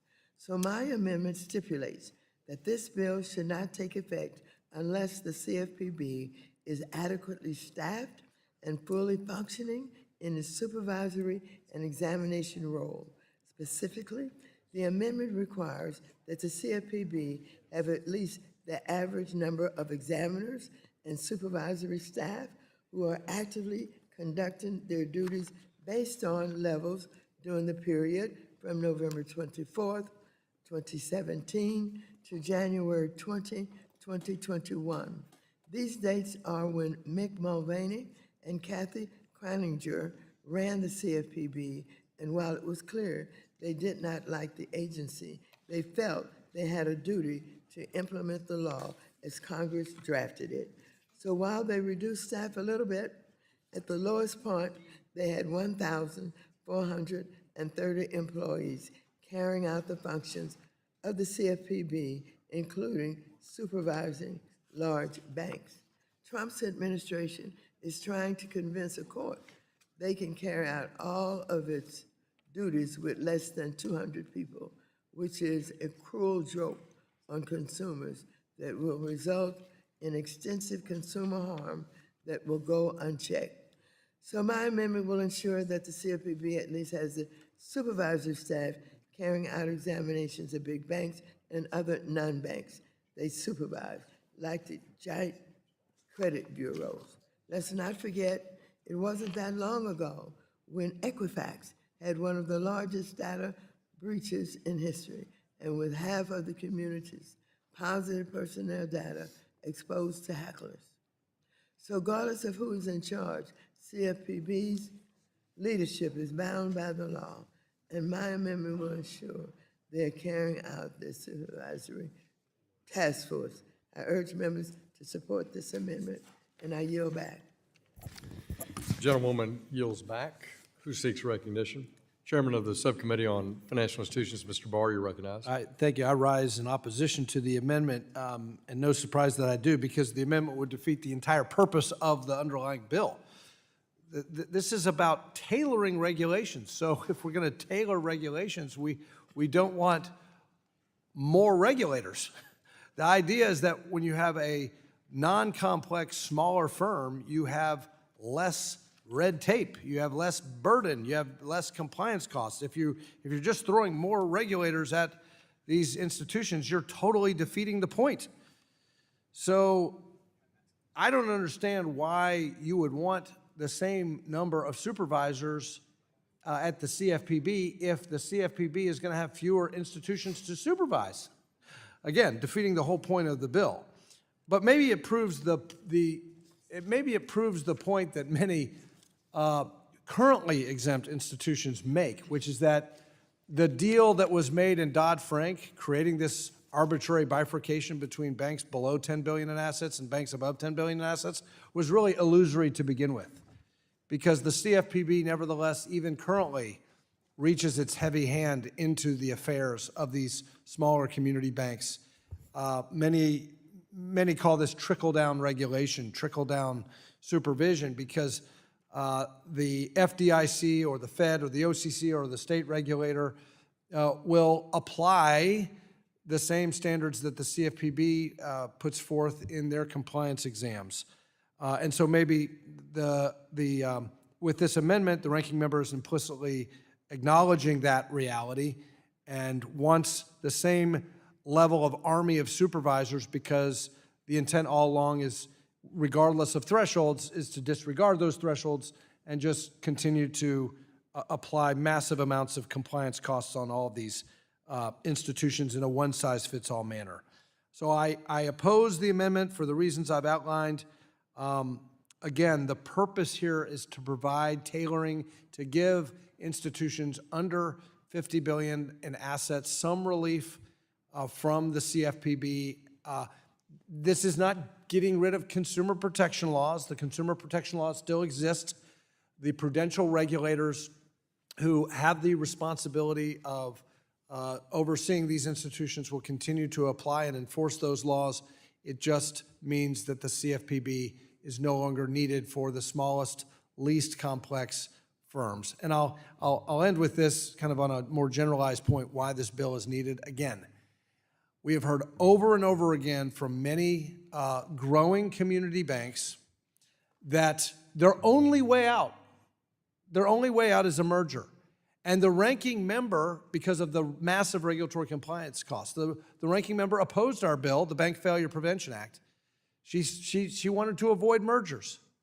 Well, if you want to avoid mergers, let these small banks grow organically so that they can survive. Right now, they're too small to survive.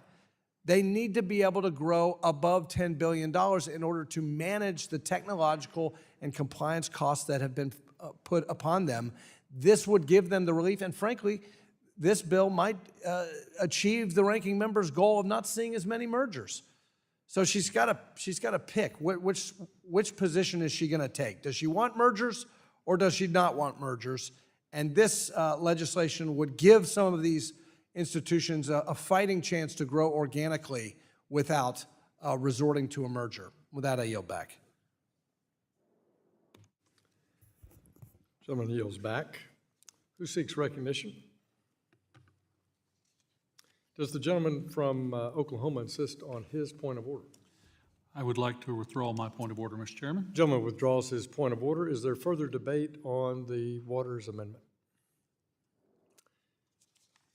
If there's no further debate, the question now occurs on the amendment offered by the gentlewoman from California, Mrs. Waters. All those in favor of the amendment shall signify by saying aye. Aye. All those opposed shall signify by saying nay. Nay. In the opinion of the chair, the nays have it. The nays have it. The amendment is not adopted. Recorded vote is requested. The gentlewoman requests a recorded vote. All those in favor of a recorded vote, raise your hands. A sufficient number having raised their hands, a recorded vote is so ordered pursuant to subsection C5 of Rule 3 of the committee rules. Further proceedings on the amendment are postponed. Are there further amendments to the bar bill? There being no further amendments, when the proceedings resume on the postponed amendments without objection, the previous question will be considered as ordered on the substitute. We'll now proceed to the next bill before us. Pursuant to notice, I call up H.R. 940, the Fair Exams Act, which I introduced. The clerk will report the bill, which was distributed in advance. H.R. 940 to amend the Federal Financial Institutions Examination Council Act of 1978 to improve the examination of depository institutions and for other purposes. Without objection, the bill is considered read and open to amendment at any time. I've got an amendment at the desk in the nature of a substitute, and the copies have been distributed in advance. The clerk will report the amendment. An amendment in the nature of a substitute to H.R. 940 offered by Mr. Hill of Arkansas, designated as Hill AR 022. Without objection, the amendment is considered read and will serve as base text for the purposes of amendment. I recognize myself for 5 minutes. Today we're considering a bill that I've worked on for several months called H.R. 940, the Fair Audits and Inspections for Regulators Exam Act, or the Fair Exams Act. Back in 1994, Congress passed the Regal Act with broad bipartisan support. Among its many provisions, it required each federal bank regulator to establish a process whereby financial institutions could appeal supervisory findings. This was on the heel of the collapse of the savings and loan industry in 1989 and the real estate lending crisis of 1990-91. There were many disputes and exam findings from well-managed institutions. I witnessed this firsthand in the Bush 41 Treasury and while an economic policy staffer on the White House staff. While each agency since has implemented some version of an appeals process, the reality is those processes don't work as they should. At a recent hearing of the Financial Institutions Subcommittee, we heard expert testimony detailing why. The concerns were clear and troubling: lack of independence, insufficient oversight, fear of retaliation, and conflicts of interest within the appeals framework. As a result, few institutions are willing to pursue appeals. And of those that do, even fewer are successful in overturning supervisory findings. That's why I'm pleased that the committee is considering H.R. 940, the Fair Exams Act, legislation I've introduced along my good friend and colleague and longtime collaborator on this committee, Representative David Scott of Georgia. Mr. Scott and I came together on this because we recognize the need for reform and to implement the goal and have it work properly of Senator Regal's named act from so long ago, 30 years ago, in 1994. We believe there's a better path forward and one that promotes fairness, independence, and transparency in the supervisory appeals process, and that's what this legislation is designed to do. Let me be clear. I've seen firsthand how our well-trained bank examiners, state and federal, play a vital role in ensuring safety and soundness in our financial system. But with that responsibility comes great influence. A negative supervisory finding can impact a bank's capital, constrain its growth, and harm its reputation. By establishing a more functional and independent appeals process, the Fair Exams Act will not only protect institutions from unfair treatment, it will help examiners apply the rules more consistently and confidently, ultimately strengthening the exam process itself. This isn't a new idea. Back in 2018, the House passed a similar bill, the Financial Institutions Exam Fairness and Reform Act, with strong bipartisan support. I'd like to note for the record that many of my colleagues here today voted for that bill in 2018, including Representatives Foster, Gottheimer, Himes, Meeks, Scott, Sherman, and Vargas. This should be no different. Let's build on that bipartisan track record with today's vote. Let me close by thanking all those who've worked diligently on this bill, both the staff and our members, Congressman Scott, Subcommittee Chair Barr, and particularly Senator Moran for his longstanding leadership on this issue in the U.S. Senate.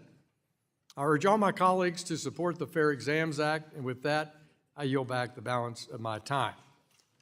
Who seeks recognition? The ranking member of the full committee. Thank you, Mr. Chairman. We love our community banks, and some have expressed concerns about different aspects about their examinations, including excessive paperwork or examinations that could be better coordinated or less frequent. I believe there's space for us to work together. However, this sweeping bill goes well beyond helping community banks. Chairman Hill's bill will help mega banks challenge every single material supervisory finding that they may have. And bear in mind, for the largest banks, it can be dozens and dozens of findings. We're also not just talking about a Federal Deposit Insurance Corporation exam, but this bill covers all Consumer Financial Protection Bureau examinations also. So big banks could challenge any and all material supervisory determinations issued by the Fed, the OCC, the FDIC, and the CFPB to new appeals board. But this appeals board has no mandate to ensure the safety and soundness of depository institutions, consumer protection, or financial stability, and the regulations with those important mandates would have to offer.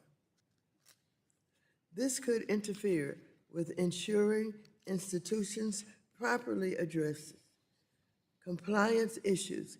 If they're not properly addressed, these problems could become bigger safety and soundness issues, risk or consumer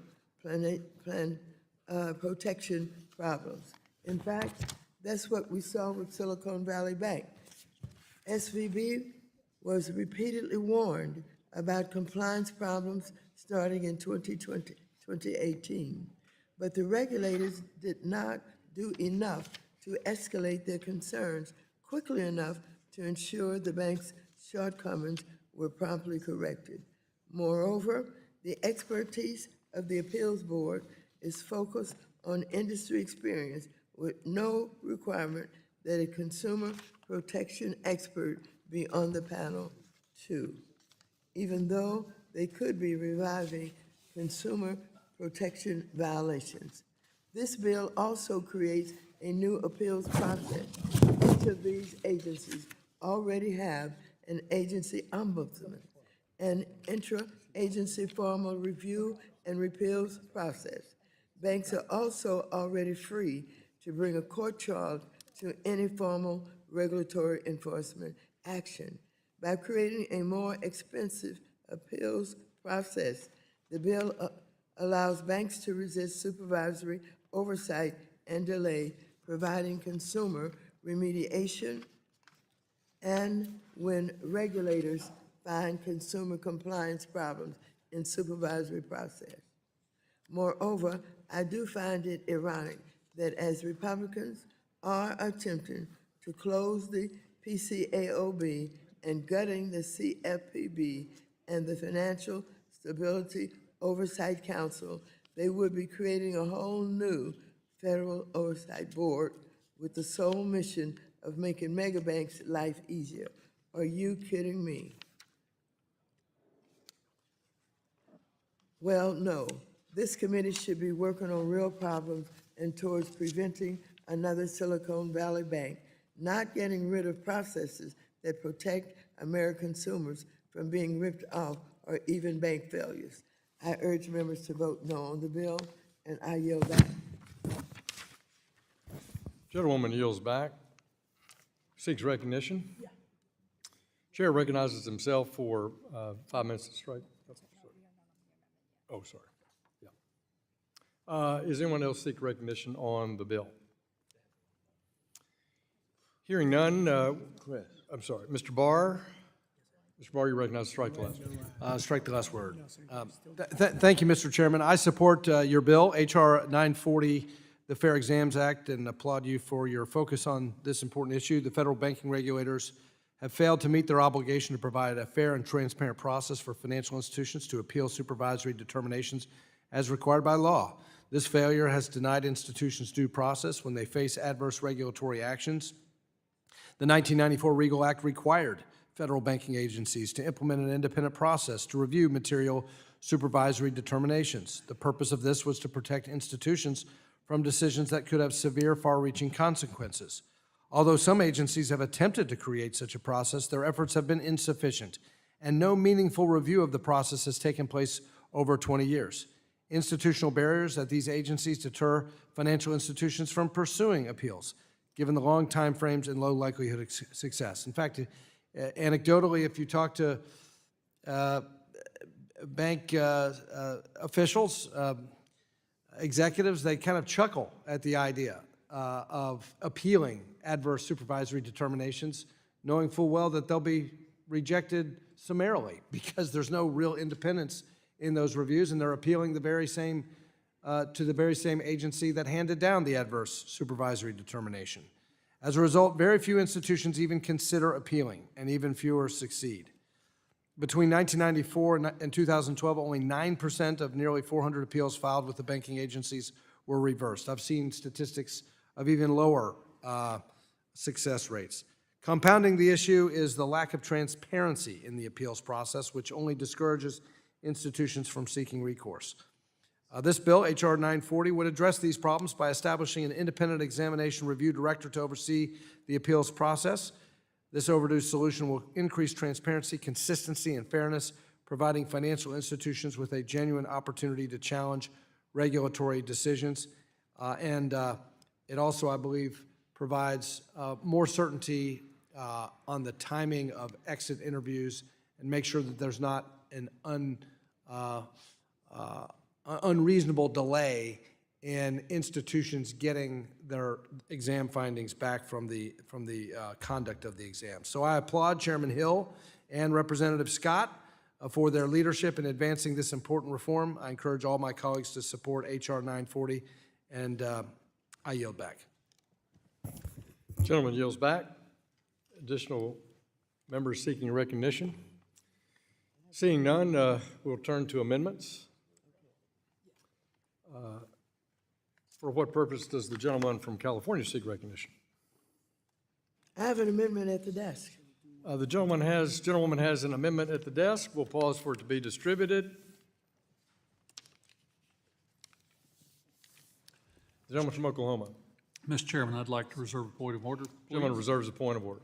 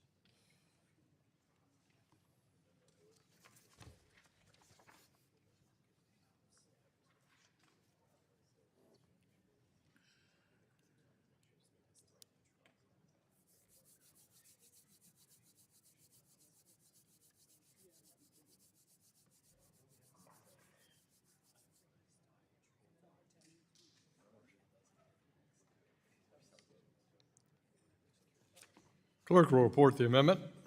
An amendment to the amendment in the nature of a substitute to H.R. 940, offered by Ms. Waters of California, designated as Waters 069. Gentlewoman from California is recognized to discuss her amendment for 5 minutes. Thank you, Mr. Chairman. To the extent we are reforming bank examinations, we should aim to address a major problem exposed by the failure of Silicon Valley Bank 2 years ago, which my amendment seeks to do. As early as 2018, Federal Reserve examiners were identifying multiple compliance problems SVB had. They were reluctant, however, to escalate these matters into formal enforcement actions, which may have spurred the bank to correct their shortcomings before they failed. Specifically, my amendment would require that federal banking regulators develop a strategic plan on how they will promptly escalate supervisory matters to address concerns at large banks over $100 billion before they fail, like SVB did. Regulators would be required to seek public comment in drafting their strategic plan, as well as describe how they'll use the full extent of the enforcement tools to hold repeat offenders accountable. For example, if another large bank repeatedly breaks the law like Wells Fargo did, regulators should follow former Fed Chair Janet Yellen's lead and impose an asset cap on the bank until they clean up their act. Unlike the underlying bill, my amendment will address a needed improvement to bank supervision that SVB's failure exposed. I urge members to support the amendment, and I yield back. Gentlewoman yields back. Who seeks recognition? Does the gentleman from Oklahoma withdraw his point of order? I do withdraw my point of order, Mr. Point Chairman. of order is withdrawn. Thank the gentleman. Who seeks recognition? Chairman will recognize himself to speak on the Waters amendment. I want to thank the member for pointing out some of the failings in the supervisory process that were so terribly exposed by the failure of Silicon Valley Bank. Some of the factual comments you made, I think I fully agree with, that for many quarters in advance to the spring of Silicon Valley's failure, the bank's financial position was deteriorating. It was available in the publicly available information on the FDIC call report and uniform bank comparison reports. And I believe that then Vice Chairman Michael Barr from the Federal Reserve came to this committee and testified about the failures in supervision that were evident both on the part of the state regulator in Sacramento and the Federal Reserve Bank in San Francisco. So I agree with that. But in my judgment, the regulators already have the ability to accelerate their powers under the supervisory process in Title 10 for safety and soundness, and could take action in a situation like Silicon Valley in a very timely way, and they just did not do it. I don't think it was a failure of the supervisory exam manual. I don't think it was a failure of the lack of a supervisory acceleration process. I think it was purely a terrible failure of management by those state and federal bank regulators in the case of Silicon Valley. Having a functional appeals process does not weaken the supervisory framework. It actually strengthens the supervisory framework, promoting greater transparency and consistency across all the supervisors, because we're divided, as I think all our members know, between state bank commissioners, the FDIC, the Comptroller of the Currency, and the Federal Reserve. All are engaged in bank examination processes, in addition, obviously, to, for large banks, the Consumer Financial Protection Bureau. The Fair Exams Act includes a provision that clarifies that appealing a supervisory determination does not affect the negotiator's standing to take any, or the regulator's standing, pardon me, to take any action deemed necessary to ensure the safety and soundness of the financial institution. That's a sacrosanct legal and regulatory capability of our bank supervisors. So I don't believe that the bill, the Fair Exams Act, in any way weakens supervision. In fact, I think it enhances it, and regulators' ability to step in when something goes wrong in no way is deteriorated by the tone of this bill. And it's critical that we not forget that Don Regal, our senator from Michigan in the 1980s and 90s, who was then the chairman of the Senate Banking Committee back in 1994, had this as a hallmark coming out of the bank challenges in the 1990s and the S&L failures and the bank failures in the 1980s, and that he got overwhelming bipartisan support for this concept. What we've tried to do, what Congressman Scott and Congressman Barr and I have tried to do, is outline a framework that provides a transparent way for a bank to appeal a decision and get an answer and have an independent assessment and have that not be politicized. So I would appreciate the discussion of the ranking member, but I have to urge a no vote on her amendment, and I yield back the balance of my time. Is there anyone else seeking recognition on the Waters Amendment? If there's no further debate, the question now occurs on the amendment offered by the gentlewoman from California, Mrs. Waters. All those in favor of the amendment shall signify by saying aye. All those opposed shall signify by saying nay. Nay. In the opinion of the chair, the nays have it. The nays have it. The amendment is not adopted. The gentlewoman from California has requested a recorded vote. All those in favor of a recorded vote, raise your hands. A sufficient number having raised their hand, a recorded vote is ordered. Pursuant to subsection C5 of Rule 3 of the committee rules, further proceedings on this amendment are postponed. Are there further amendments? Gentleman from Georgia? Yes, Chairman, I have an amendment at the desk. The gentleman from Georgia has an amendment at the desk. Let's pause while it's distributed.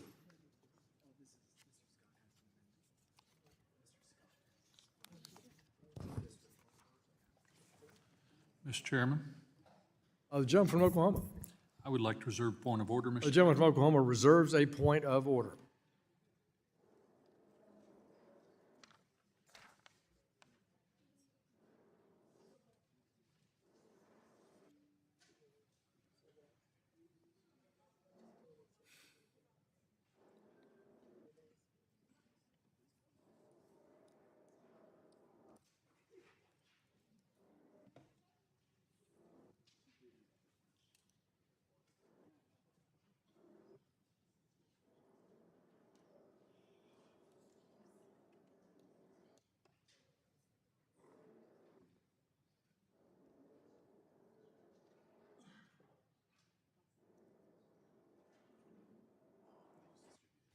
The clerk will report the amendment.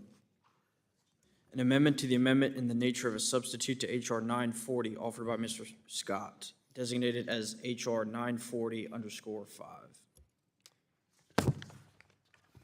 Gentleman from Oklahoma has reserved a point of order, and we recognize the gentleman from Georgia to discuss his amendment. Thank you, Mr. Chairman. Mr. Chairman, this amendment comes at a time and a place where we feel that this amendment addresses some of the concerns that were raised by Ms. Waters. My staff with Chris on my staff have worked with Ms. Waters' staff and with your staff as well, Chairman. And there's no denying that the fair audits and inspections for regulators of the Fair Exams Act has gone through several changes since the 115th Congress. However, while this latest version now includes significant adjustments to the reporting timelines, the availability of certain regulatory information, and the establishment of a new 3-member board the prime concern still exists, as Ms. Waters herself has pointed out. And we have, as I mentioned, this is an amendment that our entire team has worked on, both your staff, Chairman, as well as Ms. Waters' staff, along with my staff and Chris on my staff. In supervisory appeals, financial institutions do not have the same options they would in a typical court proceeding.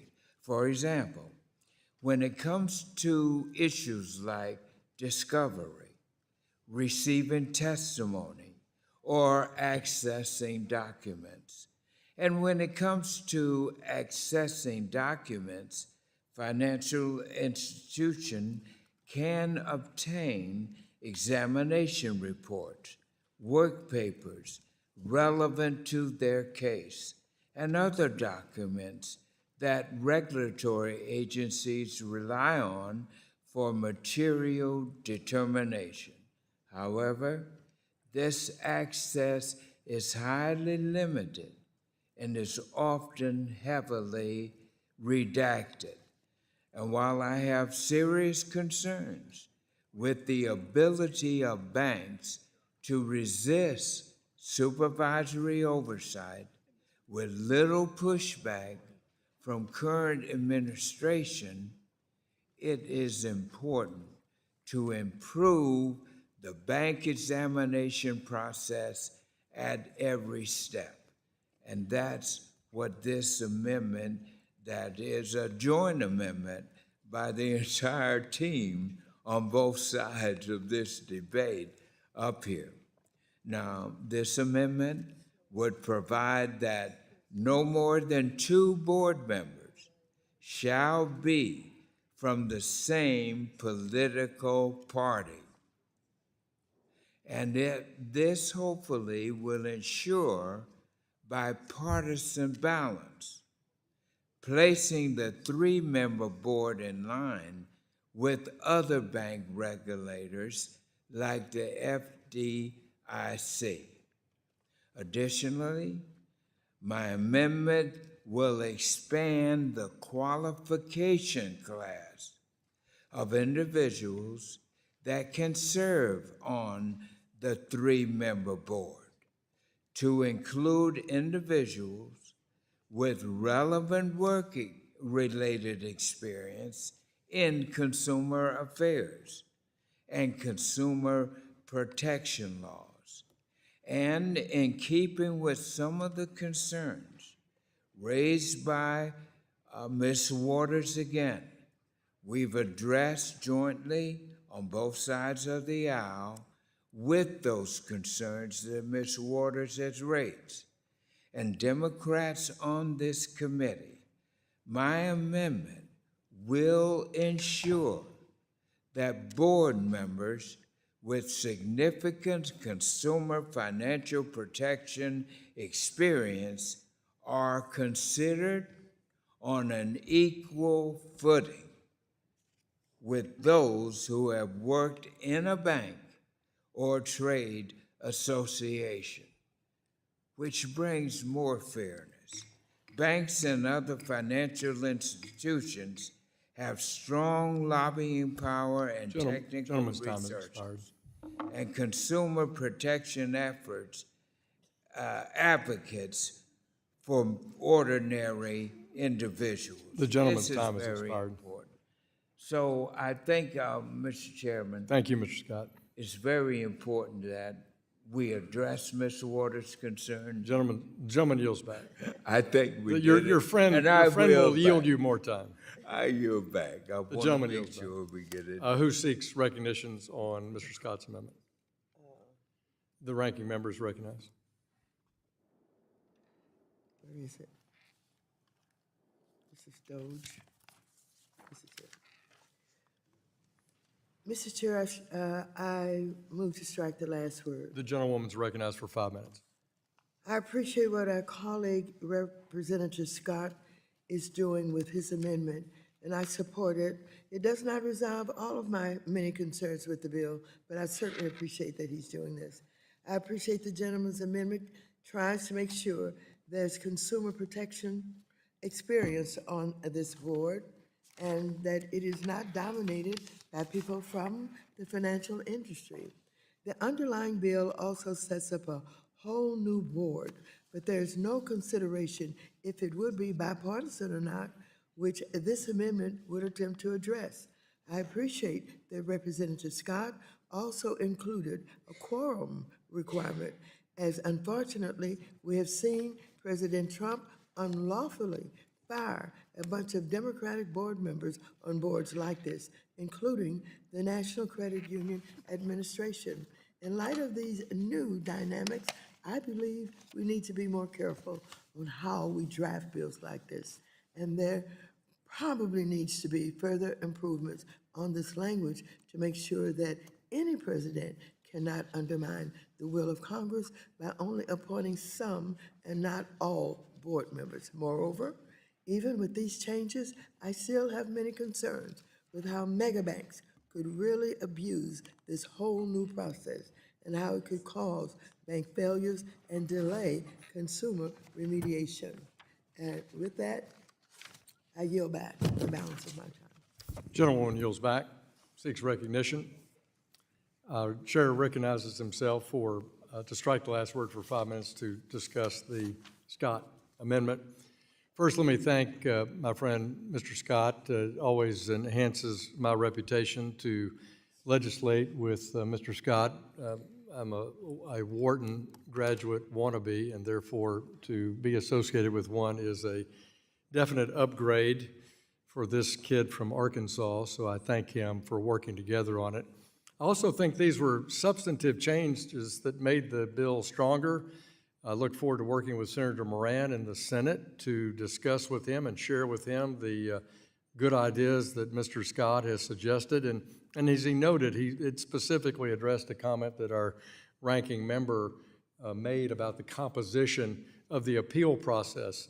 But let's be clear, this is an appeal process. We want people with expertise in both safety and soundness, regulation and supervision, and compliance supervision and law in order to make a good decision on when a financial institution takes the very serious decision to actually appeal a decision by their supervisor. You can imagine the intimidation factor associated with that.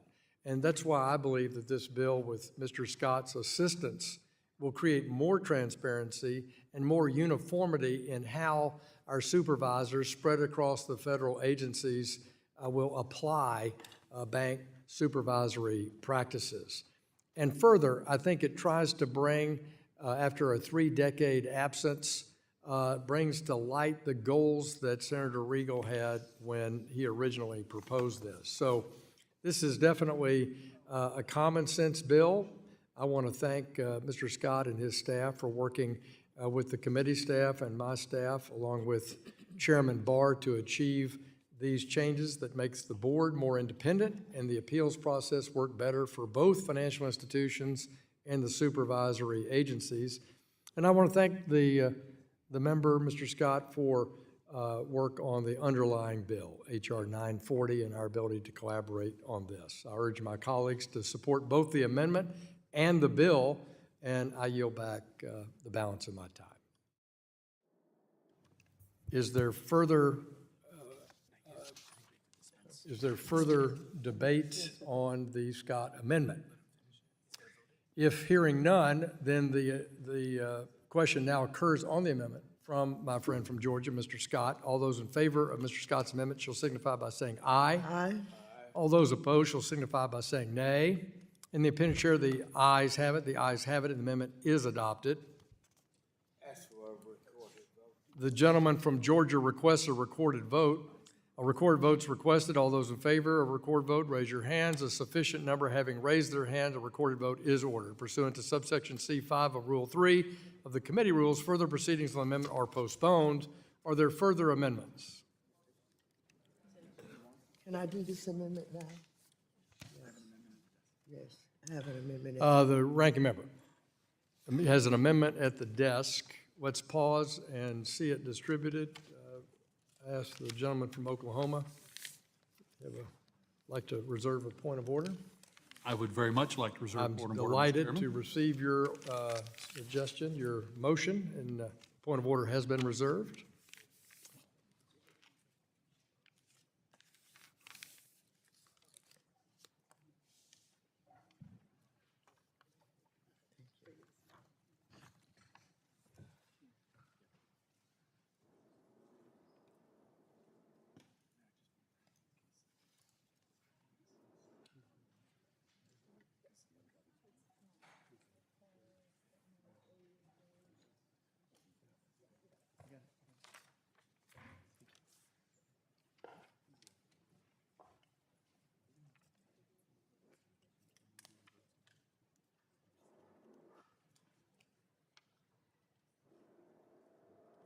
The clerk will report the amendment. An amendment to the amendment in the nature of a substitute to H.R. 940, offered by Ms. Waters of California, designated as H.R. 944.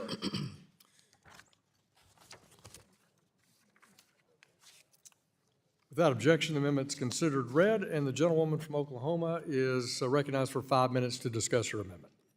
Oklahoma? I'm reading Oklahoma. Now, you said I was from Arizona one day, remember that? I've resented it ever since. The gentlewoman is the ranking member. She is from California. I yield to her for 5 minutes. Thank you, Mr. Chairman. Americans have been alarmed at the broad access to sensitive data and systems that the Trump administration has given Elon Musk and a bunch of 20-year-olds through Doge. I offer this amendment that would prevent any employee or individual affiliated with Doge from accessing confidential supervisory information with respect to any depository institution. This would include exam files on any bank. This is important because recent reports suggested that Doge showed up at the FDIC, but what did they do there? What databases did they access? What did they do with that information? There's been no transparency about what they are doing at a banking regulator like FDIC. Let's not forget, Elon Musk plans to get into payments with his X app, formerly known as Twitter. He also has a car business that isn't doing so well, but for the fewer and fewer folks still purchasing, one often need a loan. So is Musk seeking to benefit from obtaining sensitive data on potential competitors like banks offering payment and car loans to their customers? But the FDIC is not the only agency that Doge has visited. Recently, we had Treasury Secretary Bassett testify before our committee.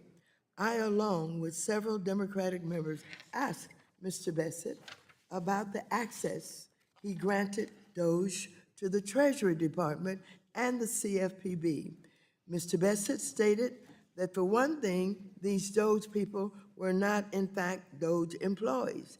They're Treasury employees, which is interesting. Tom, I think it is Kraus, in a court affidavit, stated he serves as the Doge team lead for the Treasury Department, also known as the Treasury Doge team. I continue to be disturbed by Mr. Bassett's responses when he stated that Mr. Elez had read-only access because in a court ruling, it was exposed that Mr. Elez, in fact, have read and write access. I am deeply disturbed by Doge's access to all of these agencies with little information or transparency. Elon Musk, his gang of 25-year-old incels should not have access to confidential information, including bank exam files. The Trump administration has shown no respect to protect confidential information, whether it's discussing matters of military attacks on signal with the reporter in the chat, or allowing those to have access to extensive sensitive data, including confidential information on thousands of banks and countless individuals. I urge members to support my amendment, and I yield back. Gentlewoman yields back. Does the gentleman from Oklahoma insist on his point of order? I wish to withdraw my point of order, Mr. Chairman. Gentleman withdraws. Point of order. Who seeks recognition? The chair recognizes himself to strike the last word on the Waters amendment. Thank the gentlewoman for her amendment and expressing concern about the absolute essential nature of confidentiality in exam records. Confidential supervisory information is a hallmark of the exam process for all of our federal supervisors and our state supervisors as well. For example, the board and the council shall keep confidential all meetings, discussions, and information provided by financial institutions and federal financial institutions regulatory agencies that involve confidential supervisory information and privileged information, and all information and communication exchanged between a financial institution and the Office of Independent Examination Review, and all information and communications exchanged between the Federal Financial Examination Regulatory Agency and the Office of Independent Exam Review. So this bill requires strict confidentiality both between the financial institution and their supervisor and the board in that very delicate deliberative process. Further, the amendment in the nature of a substitute only strengthens the confidential or supervisory information protections from the bill as originally introduced. Because of those reasons and the strict standards that both the agencies already have and the contemplated very specific standards that we have in the amendment in the nature of a substitute, I do not believe that the Waters Amendment is necessary, so I urge my colleagues to vote no, and I yield back the balance of my time.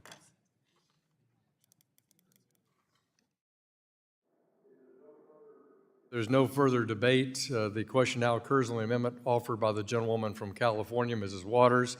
All those in favor of the amendment shall signify by saying aye. Aye. All those opposed shall signify by saying nay. Nay. In the opinion of the chair, the nays have it, and the amendment is not agreed to, not adopted. For what gentlewoman from California has requested a recorded vote. A recorded vote is requested. All those in favor of recorded vote, raise your hands. A sufficient number having raised their hand, a recorded vote is ordered. Pursuant to subsection C5 of Rule 3 of the committee rules, further proceedings on the amendment are postponed. Are there further amendments? Okay. Pursuant to the previous order, the chair declares the committee in recess, subject to the call of the chair. We will reconvene at 3:10 p.m. Thank you. The committee stands in recess.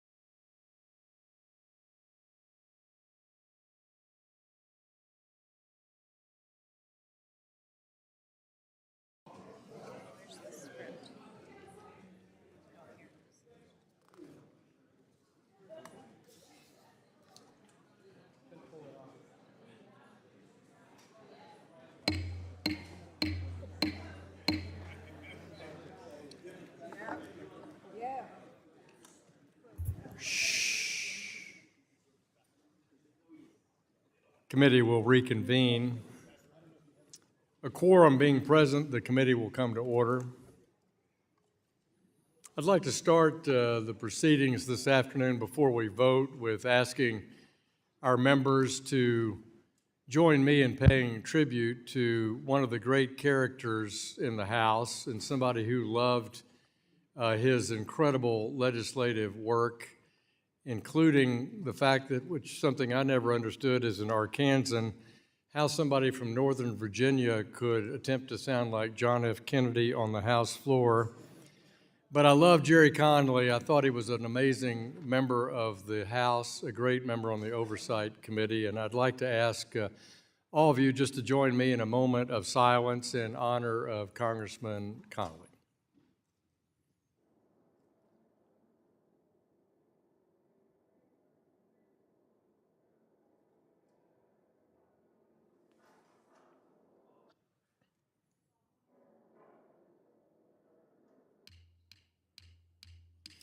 Thank you very much. We're going to take our votes now. We're going to use electronic device, and pursuant to the chair's previous order, we'll now take a vote pending on ordering H.R. 1900 as amended favorably reported to the House. Members will vote electronically. Clerk will open the vote.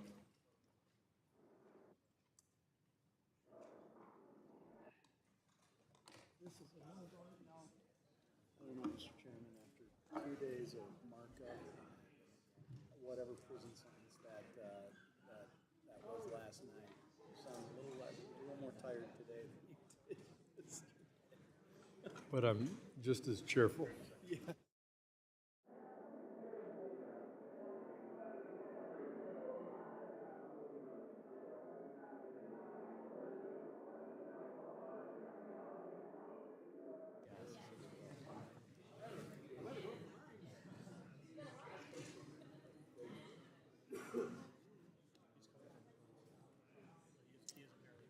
Is there any member who has not voted? Is there any member who wishes to change their vote? Oh, there's Mr. Norman.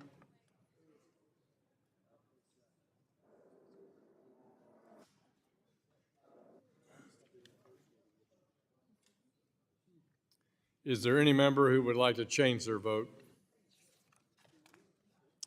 Clerk will report.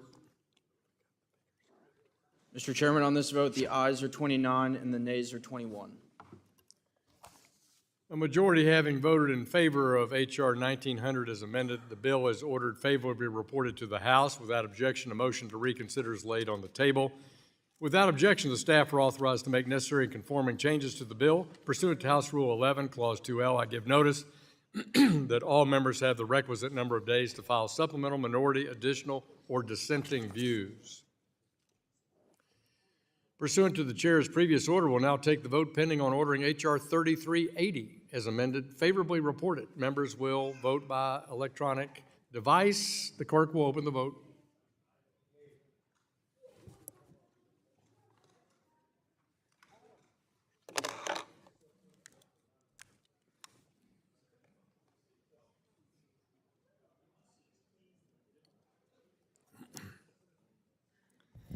Is there any member who's not voted? Mr. Green?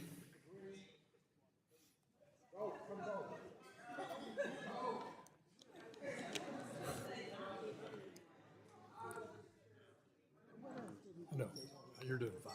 You're doing fine. We know what's, appreciate you.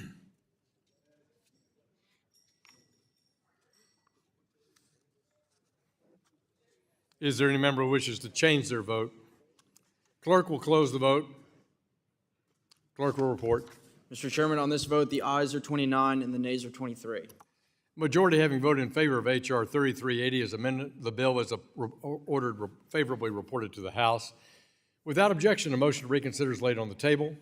Without objection, the staff are authorized to make necessary and conforming changes to the bill, and pursuant to House Rule 11, Clause 2L, I give notice that all members have the requisite number of days to file supplemental, minority, additional, or dissenting views.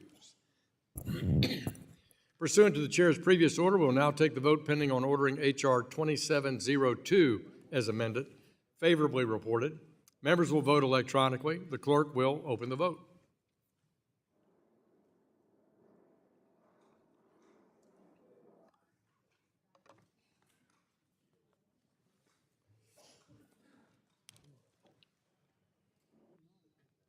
No.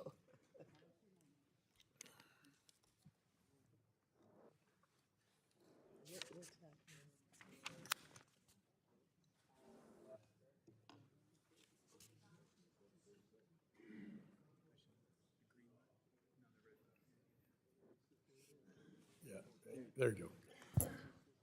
Is there any member who's not voted? Is there any member who wants to change their vote? The clerk will close the vote. Clerk will report. Mr. Chairman, on this vote, the ayes are 33 and the nays are 19. A majority having voted in favor of H.R. 2702 as amended, the bill is ordered favorably reported to the House. Without objection, a motion to reconsider is laid on the table.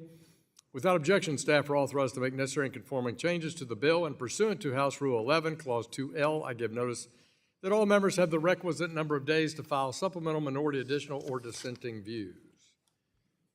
Committee will now take the postponed votes on the pending amendments to H.R. 3379. The question is on the amendment offered by the gentlewoman from California, Mrs. Waters. This is Amendment H.R. 3379-15. The clerk will open the vote.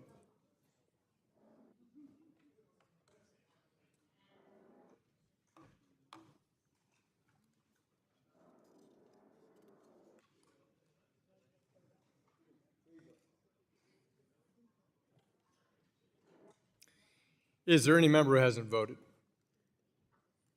Is there any member who wishes to change their vote?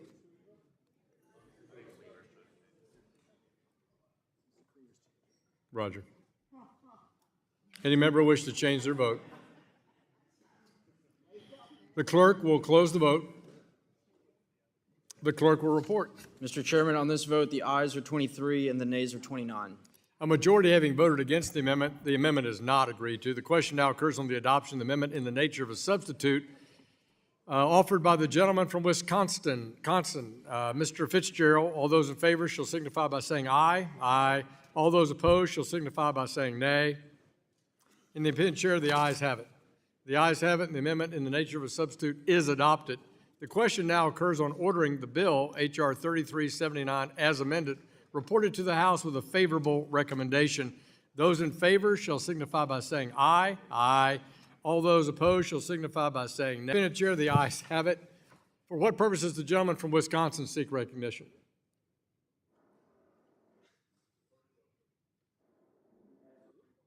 The gentleman asks for a recorded vote. All those in favor of a recorded vote, raise your hands. A sufficient number having raised their hands, a recorded vote is so ordered. We will now take the vote on ordering H.R. 3379 as amended, favorably reported. Members will vote electronically. The clerk will open the vote.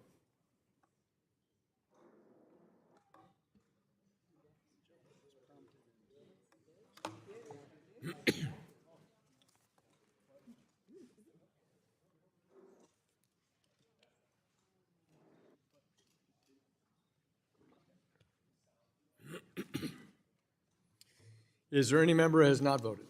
Is there any member who wishes to change their vote? Clerk will close the vote. The clerk will report. Mr. Chairman, on this vote, the ayes are 29 and the nays are 23. A majority having voted in favor of H.R. 3379 as amended, the bill is ordered favorably reported to the House. Without objection, a motion to reconsider is laid on the table. Without objection, the staff is authorized to make necessary and conforming changes to the bill and pursuant to House Rule 11, Clause 2L, I give notice that all members have the requisite number of days to file supplemental, minority, additional, or dissenting views. The committee will now take postponed votes on the pending amendments to H.R. 3230. The question is on the amendment offered by the gentlewoman from California, Mrs. Waters. This is Amendment H.R. 323012. Clerk will open the vote.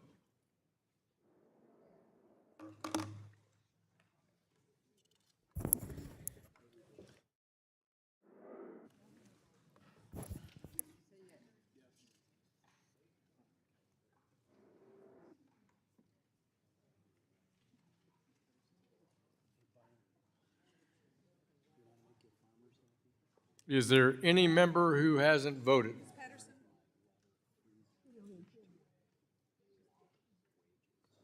Is there any member who wishes to change their vote?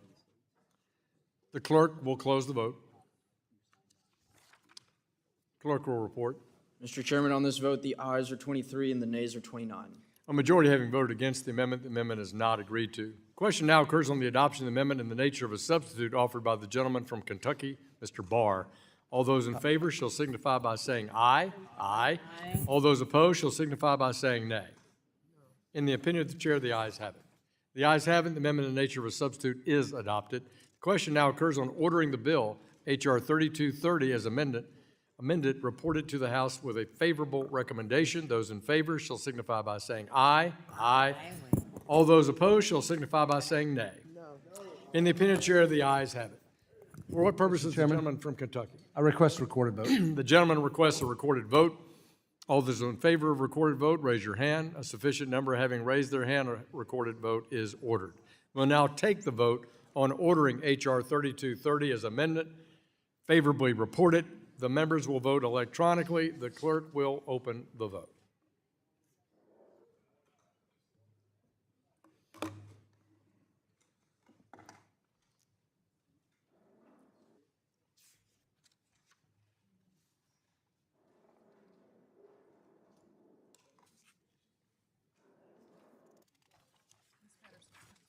Okay. Is there any member who has not voted? Is there any member who wishes to change their vote? Clerk will close the vote. Clerk will report. Mr. Chairman, on this vote, the ayes are 29 and the nays are 23. A majority having voted in favor of H.R. 3230 as amended, the bill is ordered favorably reported to the House. Without objection, a motion to reconsider is laid on the table. Without objection, staff are authorized to make necessary and conforming changes to the bill, and pursuant to House Rule 11, Clause 2L, I give notice that all members have the requisite number of days to file supplemental, minority, additional, or dissenting views. The committee will now take postponed votes on the pending amendments to H.R. 940. The question is on the amendment offered by the gentlewoman from California, Mrs. Waters. This is Waters 069. The clerk will open the vote.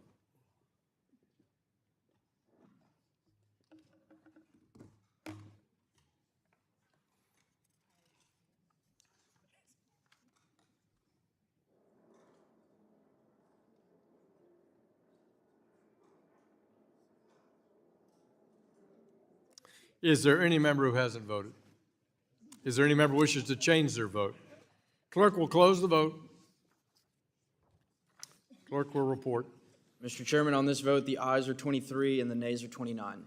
A majority having voted against the amendment is not agreed to. The question is now on the amendment offered by the gentleman from Georgia, Mr. Scott.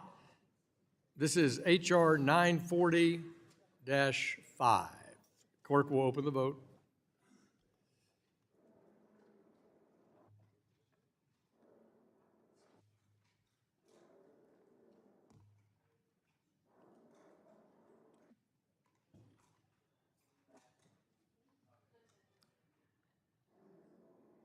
Is there any member who hasn't voted? Any member wishes to change their vote? Clerk will close the vote. Clerk will report. Mr. Chairman, on this vote, the ayes are 52 and the nays are 0. A majority having voted in favor of the amendment is agreed to. The question, Amendment H.R. 940-4. The clerk will open the vote.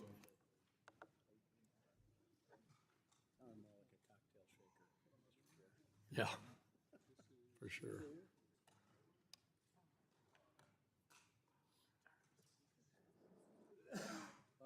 Almost. It's my bill.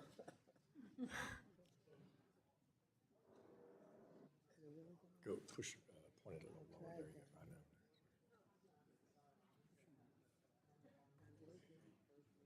There we go. Is there any member who hasn't voted? Any member wishes to change their vote? Clerk will close the vote. Clerk will report. Mr. Chairman, on this vote, the ayes are 23 and the nays are 29. A majority having voted against the amendment is not agreed to. The question now occurs on the adoption of the amendment in the nature of a substitute offered by myself. All those in favor signify by saying aye. Aye. All those opposed shall signify by saying nay. Nay. In the opinion of the chair, the ayes have it. The ayes have it, and the amendment in the nature of a substitute is adopted. The question now occurs on ordering the bill, H.R. 940, as amended, reported to the House with a favorable recommendation. Those in favor shall signify by saying aye. Those opposed shall signify by saying nay. In the opinion of the chair, the ayes have it. Mr. Chair, The gentleman from Michigan. I'd like to request a recorded vote. Gentleman from Michigan requests a recorded vote. All those in favor of recorded vote, raise your hand. A sufficient number having raised their hand, a recorded vote is ordered. We will now take the vote ordering H.R. 940 as amended, favorably reported. Members will vote electronically. Clerk will open the vote.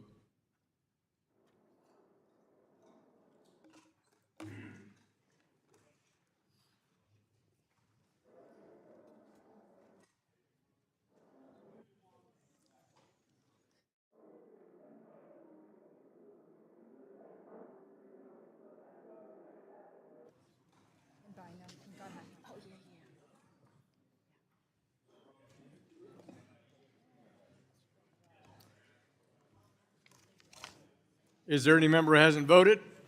Any member who would like to change their vote? Wagner? You've turned yellow on me.